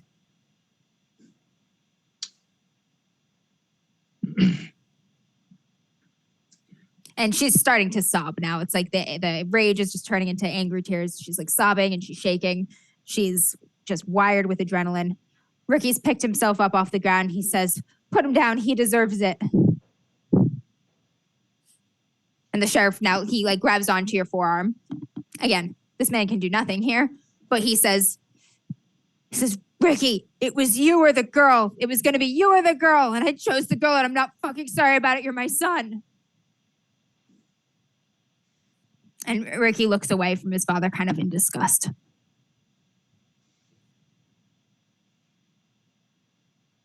I'm going to start moving away from the kids, still holding the sheriff as gingerly as I can. He is currently holding himself up for the most part, I guess. And I'll just look him straight in the face, and I'll just tell the kids like he's going to get what he's deserves. And I'm gonna start heading towards where the tree and the rest of everyone else is. A scream pierces the darkness in the forest, not too far into the tree line in the direction that the priest had run. It is a man's scream. It is a terrified scream, and it keeps going. It's not just one yell. It's a scream that ends and then starts again. And it keeps going, and both of the kids look in that direction. It's a horrible thing to hear, and it gets to them even in this moment.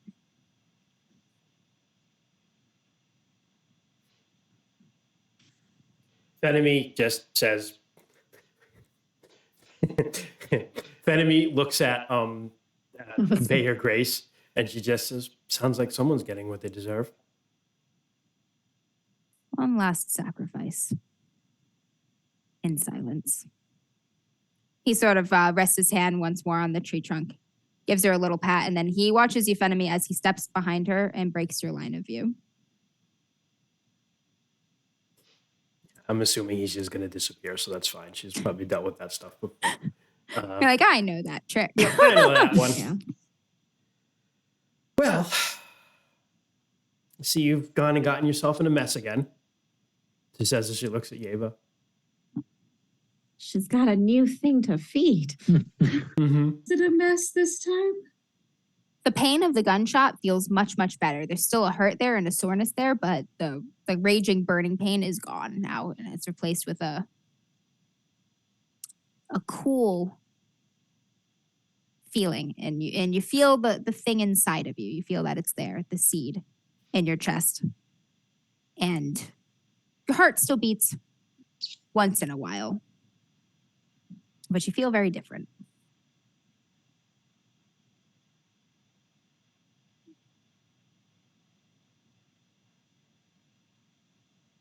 There's a reason that my playthings are only men. I know. I think she does too. Nobody deserves to be alone as long as we're alone. You did the right thing, but you still have to get me my opium.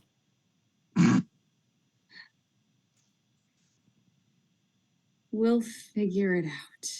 All right, let's And go. she looks down, and Mihaela is like just like staring swallowing at this her. dead guy. Oh, so that's no like distended jaw. No, she had called Mihaela to her, and Mihaela was just like had like stopped when it was when she knew. It's like, Mom's going through a weird thing, so I'm gonna wait. And now she lowers her hand, and the snake just like right up the arm, back to where she belongs, over her shoulders. It's a comforting sight. And Mihaela's tail coils around her stomach, as it usually does, and the tip of her tail rests right over where the gunshot wound was. So, now that you're all sacred and wooden, do you know where Eli was? We were looking for him. Oh no, I'm sorry. Who? Sorry. Whoops, wrong That's character. Levi. Wrong character. That's Levi. Levi Levi. says, Oh! I got my characters mixed up. Levi's like, are you okay? Yeah. Look at her. She's but- great. Yeah. Okay. You look great. Thanks. What happened to you? Oh, what? This? Oh, it's nothing. Joan just bit me. No, yeah, she's looking between Broken Arm and then Joan, who I presume is still naked, covered in blood, piss, and dirt. Yeah. Holding a dog still. I'm It still was a holding day. a dog. But there was a he counts the kids. And he vaguely is aware, but can we like collaborate? Do we have the kids or is Eli still missing? Eli is still missing, and you have heard James several times, but have not seen him. He is somewhere right. in the James was immediate calling. vicinity of the woods. We need to round up the children. Eli is missing. He was a little one. Ava, Yeah? you know where one of your children is. Which one? A girl. You feel her in the woods. Oh, Ruthie. She's in the direction of the screams. Yeah, she probably got the priest.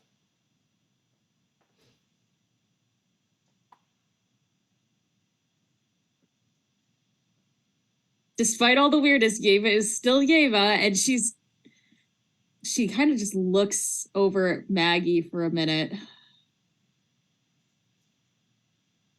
Maggie's finally put down the rock. She drops the rock finally. Sandor's also still holding the mace. Yep. Yeah. The She sheriff. can't jump that high. That's why Oh she yeah, the put the sheriff. rock Thank down. you. So she walks over to Maggie, and she bends down.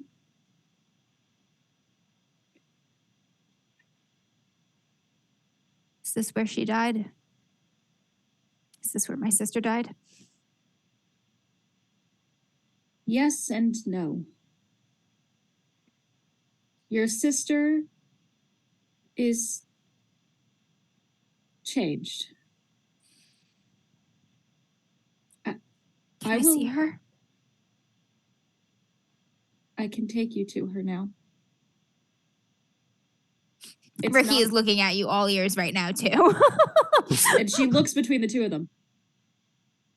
It's not going to be pretty. But you're brave, and I know that.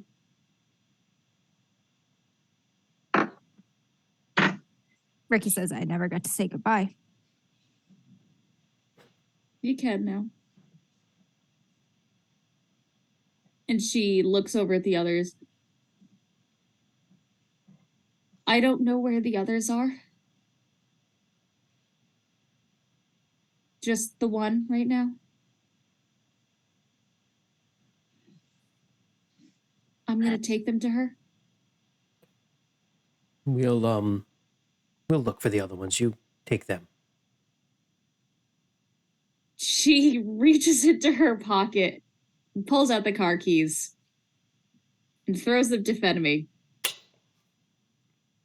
I think I'll be able to find my way back. You better. Made a will. promise. I'm going to. Okay. Made a couple promises.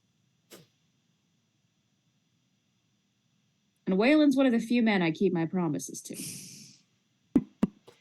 To be fair, he deserves it. He does. and she'll take the kids one in each hand and just start walking. You walk into the tree line, and the sounds that toward the direction of the vanishing screams, they have gone quiet now. The rest of you, do you fan out and search, or do you head Yeah, right back to we'll the car? fan out and search. Probably heading towards the sound we've heard of the other boy first. It's actually in the same direction as the screams were last time you heard it. Well, we'll just kind of, I guess, go that way. Mosey around in a fanned out position. Yeah. All right, Are Ava, you your friends are kind of scattered several yards apart, kind of on either side of you, searching the woods. But you know exactly where to go. And you don't stumble and you don't trip on anything anymore. You know exactly where to place each foot. Every branch or twig that brushes by you is gentle, like a caress. None of it tugs your hair or scrapes your skin anymore. It's like you're at home here. The forest welcomes you. But you pick your way through the woods to like a kind of mossy depression in the earth. There's a small little dry ravine. Perhaps during heavy rains it would fill with water. But right now it's empty. It's just full of cold mosses and roots and dirt. And you see, first you see James. He is standing a ways back, just staring ahead with a very pale, shocky look on his face, breathing hard. This is the And little then- kid, right? James is the older brother of Eli. Okay, Eli's brother. Got it. And you follow his gaze into the little glade there, where you see what's left of the priest. He has been torn apart, rended would be the word for what has happened to this man's body. His limbs have been twisted and disjointed, pulled apart through sheer strength at the joints here and there. Thorns have torn his flesh and peeled muscle off the bone in numerous ways. He's a mess, just a wet red mess, just shining kind of brightly with moonlight in this glade here. And there is the girl. You immediately recognize her as the girl. Everybody else sees a creature. But you see the girl in her. She was 14 years old when she came to this place, and she will be 14 forever. She's tall, tall, tall, and very thin, impossibly thin. Her waist is 3 or 4 inches across, covered in soft bark of a beech tree. Her hair and her head has branched with numerous boughs, full of thick leaves despite the cold in the season. She's more human than the other boy that the others had seen. You can still see the shapes of her legs, her limbs, even though her fingers and her toes have gone into roots or branches. And she still has both of her eyes, those hazel eyes with the soft, soft green centers. She's covered in blood and bits of this man. There's entrails, bits of flesh hanging in her brows and her branches, but she's kind of rising from his body now, her feet and roots kind of dug into the blood-soaked earth. And beside her, just kind of like a little ways, 3 or 4 feet away, just clear of the splatterfest, is Eli. And he doesn't really look afraid. He looks all right as he's just kind of standing there watching her, looking across at his brother. And she turns and she looks toward you as you approach with Maggie and with Ricky. And she reaches out, and Eli doesn't shrink away, but she puts that monstrous kind of branched willowy hand on Eli's shoulders. And she kind of pulls him along and pushes him forward gently toward you, leaving a red handprint and streak on his clothing. And then she just sort of crouches there in the woods very quietly. And Maggie and Ricky just stare at her in shock for a moment. And Maggie's the first one to just run forward. She runs past Eli. She runs up to this monstrous tree creature, tree woman, tree monster.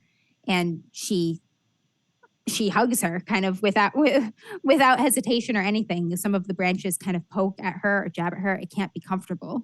But she wraps her hands around this gruesome, bloodied thing that is still her sister, and she just cries. And I can see Ruth is making no ill movements. Nope, none at all. That's all she cares about. And after a few moments, Ricky he just steps forward a bit. He doesn't get too close, but he says, "I'm so sorry. I love you." And she kind of gently disentangles herself from her sister, kind of touches her face gently with those branches. You can see the twigs kind of bending across the shape of her face, the soft leaves dragging down her cheeks, leaving splats of red. And then she kind of pushes her back, gently, back toward you. And she kind of backs up, creeping away toward the woods without turning her back to you, just facing you, looking at Ricky, backing toward the darkness. Yeva looks at her. And she just very quietly, but knowing that she'll hear her, says, "I'm gonna keep him safe, Ruthie, okay? I'm gonna do what they didn't." There's a sound like wind in the leaves. It's a summery sound, a sound that's very unlike this cold, cold woods. But it's a sigh, and you can hear and feel the relief in it.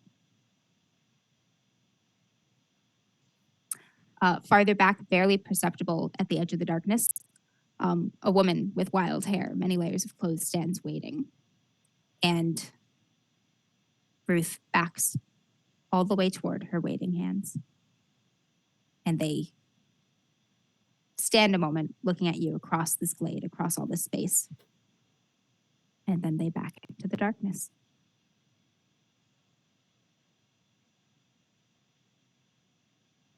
She looks at the other kids and just kind of, James and Eli, right? James kind of reaches out for Eli as soon as he's been sent along and grabs his brother and just pulls him against him. And he holds him. He's shaking really, really hard. He's in shock. Tears are streaking his cheeks. He's clearly been through a hell of an ordeal watching this. You have no idea how long he was watching this, but from the look on his face, it was a while. And the rest of you are near enough to have caught at least some of this. You noticed James heard Yeva addressing someone. Fenemy just stands Fenemy just stands and watches kind of silently. And I think Levi probably makes a move to go down there, and she just kind of grabs him and holds him back a little bit, even though they don't like each other. For once, he listens because Troy's not here. James takes a couple breaths just hugging his brother, and his brother hugs him back and kind of buries his now slightly bloodied face against his brother's side. And James says, Father Joseph was looking after us. We have nowhere to go. You do now, if you want it.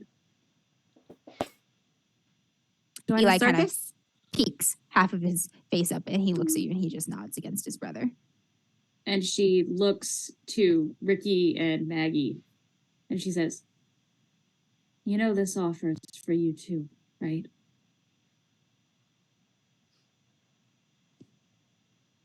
Sandor, what did you do with the sheriff? I'm still holding him. Yeah. Just in the woods. Honestly, I figured what was her name? Was going to come. Mary? Mary. I thought she was going to kind of come after us. No, not anymore. Not anymore. But I was going to throw him at her feet. Oh. But since she kind of backed away, I'm not going to toss him across the ground. mean, you could. I very well could. You can also just leave him here in this woods for her too. Stick him in a tree. Mm. Not in a tree. Yeah. That is something. Or you can head in the direction that Mary went, if you'd like. He does need to do that. Sandor makes sure that the kids are kind of with you all all kids are accounted for, counts them off, and he drags the sheriff into the woods, crossing the glade, crossing the red ruin that Ruth has left at the bottom of that little depression there, and heads into the woods.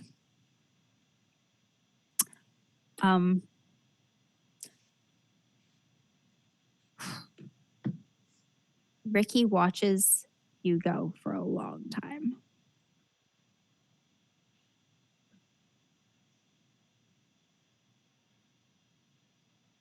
And then he says, I'd like to go with you. Yeah.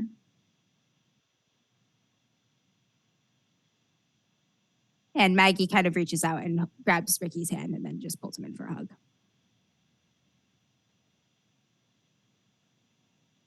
And Yeva's not gonna interrupt, but she is gonna step forward and gently place a hand on either of them, just kind of almost holding them. Enemy comes down and joins that little family hug. Unless she gets kicked out. Nobody involved in this little hug is in any mood to be pushing anybody away And right now. and she looks at Yeva and she says, you know, I never really got a chance to be a mom. Think that's gonna be changing a bit. First time for everything. How many thousands of years? Too many.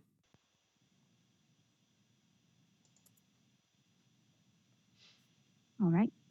Whenever your group is ready, Yeva, you know the way out of the woods.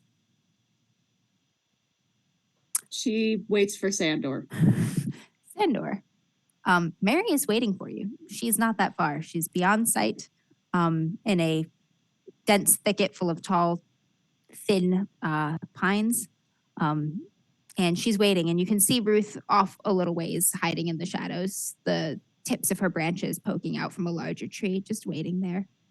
And she watches you drag the sheriff forward. The sheriff's talking to you as you go. He says, I did it for my son. Any parent would. I had to save my son. They were gonna make us choose. It was gonna be him or the girl. It was gonna be him or the girl. Just kind of pleading, digging his feet in. And Mary watches you approach, dragging him forward. And then she says, what about my son? Right before we get to them, as he said, it's like it was my son or her. It's just without even looking at him, it's proper man of the law would make sure that everyone's protected, not just his own family. And I'm gonna, when we get there, I'm gonna throw him quite hard at her feet, so he's kind of stunned. He is jarred. He is not getting up quickly at all. Mary kind of looks down at him, kind of down the length of her nose almost, a look of disdain, and she says, and what about my son? You said he was a murderer. You know what my husband had been doing to me. You know that he had hurt me. You knew that Eric had just tried to protect me. You knew the truth.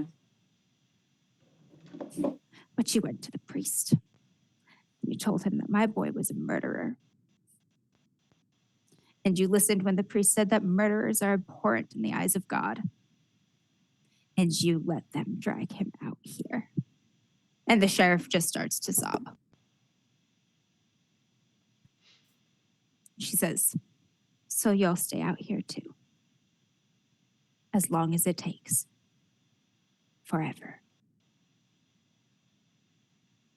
She looks up at you, Sandor, and she just gives you a little nod.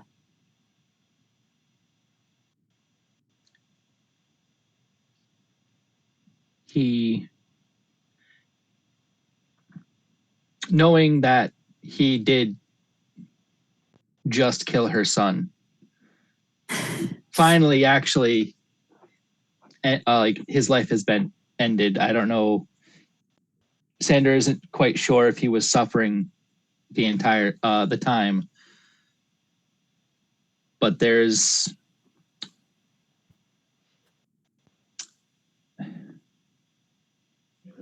the only thing he can really bring himself to say is sorry.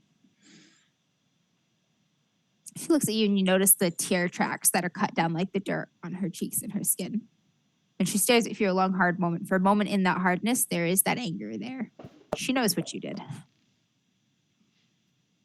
But then she sort of takes a deep breath and she looks back at the sheriff and she says, peace will be a lot longer coming for this man than it was for my son. And she lets you go. He'll slowly back away before he turns, knowing that he doesn't really deserve the kindness that she just showed him for the act that he had committed. And he will make his way back to across the glen to everyone else. As you're backing away, just before you turn, you see that shape of Ruth, that slender tree girl shape, come out from the tree a little bit and start coming forward. And then you head back to join your friends.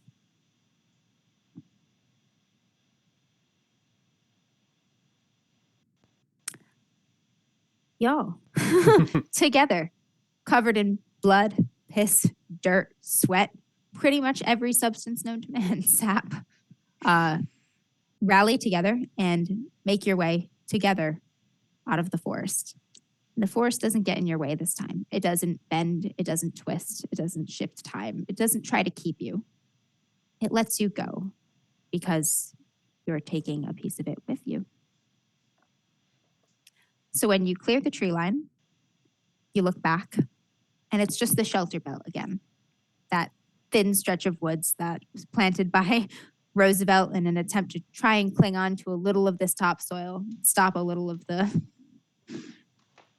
terrible ravaging of the countryside, due in no small part to man's influence. And you are changed in small ways and large. Your little family of misfits and rejects has grown. You look down at these kids who are coming with you. Maggie has no interest in returning to her family, who kept lying to her about where Ruth went when they knew damn well they'd let her die or something close.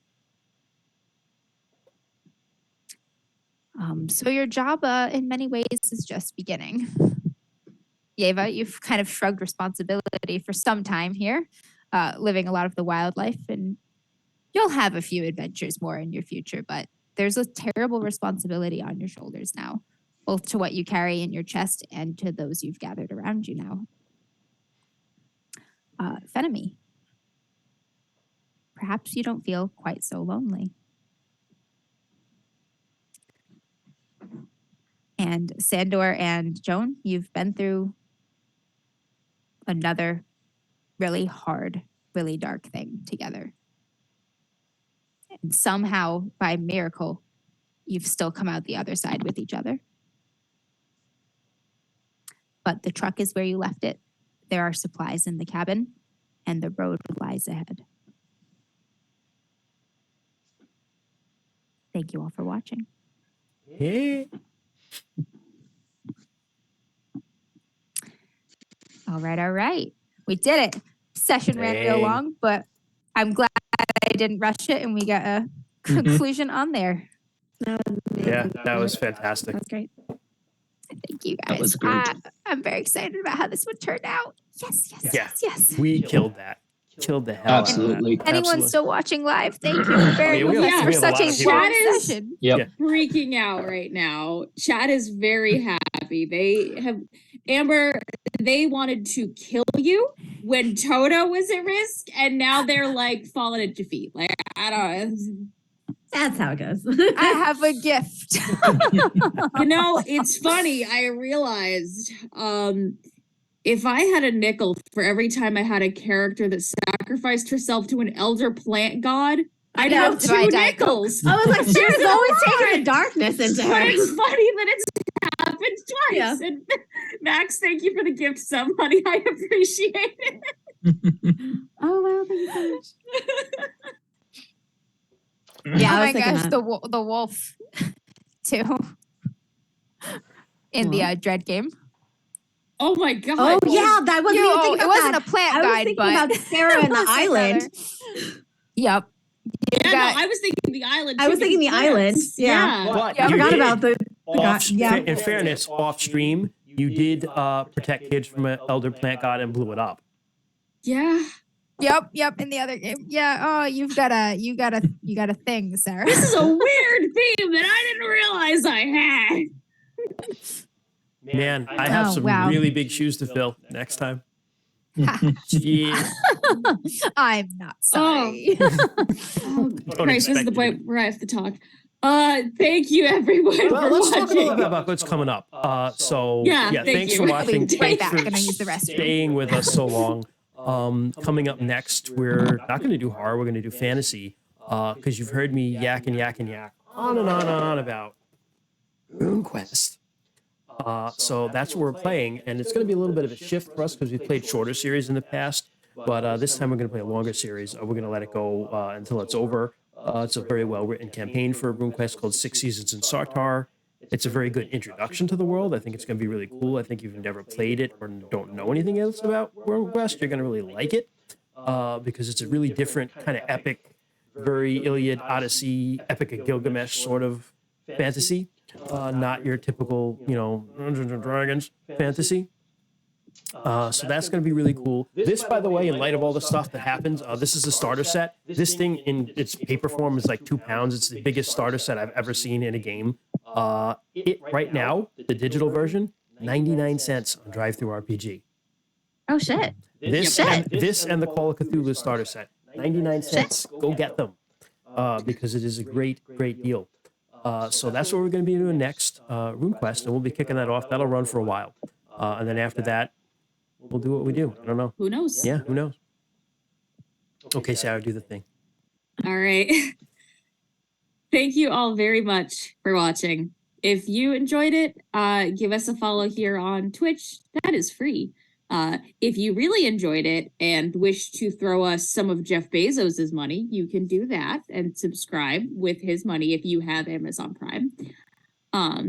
However, do not feel obliged at all to do so. It just simply helps us keep everything running because it is expensive to keep your podcast on every podcast app. Which, if you're interested, we have the audio versions of all of these. Our podcast, which is a little bit of a hiatus right now, Modified Roles. Right now, Rainey is doing his solo series, Playing with Myself on the Internet, where he runs through solo RPGs. And every now and again, that podcast feed will pop up with some other chaos children that we throw into the ether one point at a time. You can find that on every single podcast app under DMs After Dark. We have all of it on the same feed. You can follow us on all social medias, Facebook, Instagram, Twitter, at DMs After Dark. If you wish to reach out to us, you can via email at dmsafterdark@gmail.com. If you have any questions, comments, concerns, if you want to show us a cool thing, we're always checking the email. Always appreciate hearing from folks. Send us character art. We will be back in, is it 2 weeks? 2 with weeks. the first Yeah, episode so request? that's the So 27th, I think. Right? January 27th at 7-ish p.m. 7-ish, EST. We'll be back yeah. for the character creation session of RuneQuest. Actually, too, we forgot Captain Con.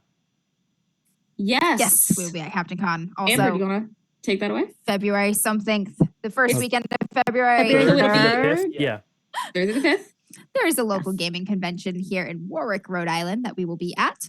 Some of us will be running games. I know Troy is definitely running some Shadows of Estrin. If you want to get in on a DMs After Dark run game, hit up Yeah. Captain Con. Yeah, The rest of us are going to be about doing. possibly on programming, possibly just playing games at tables. You're welcome to join us. Just hanging out. Yeah. Yeah, Kent and I are going to be doing a board game there.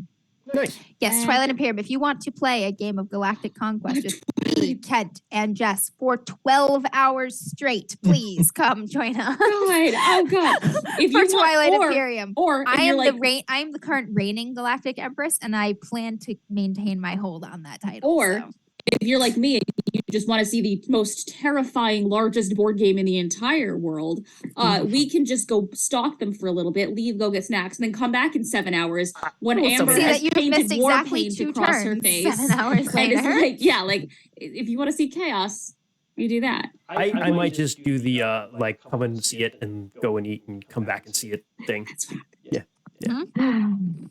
But thank you again so much for watching and for joining on this finale, and for this shift in our format. Until next time, maybe the treasure was the kids we adopted along the way. Good night, everyone. Good night, everyone.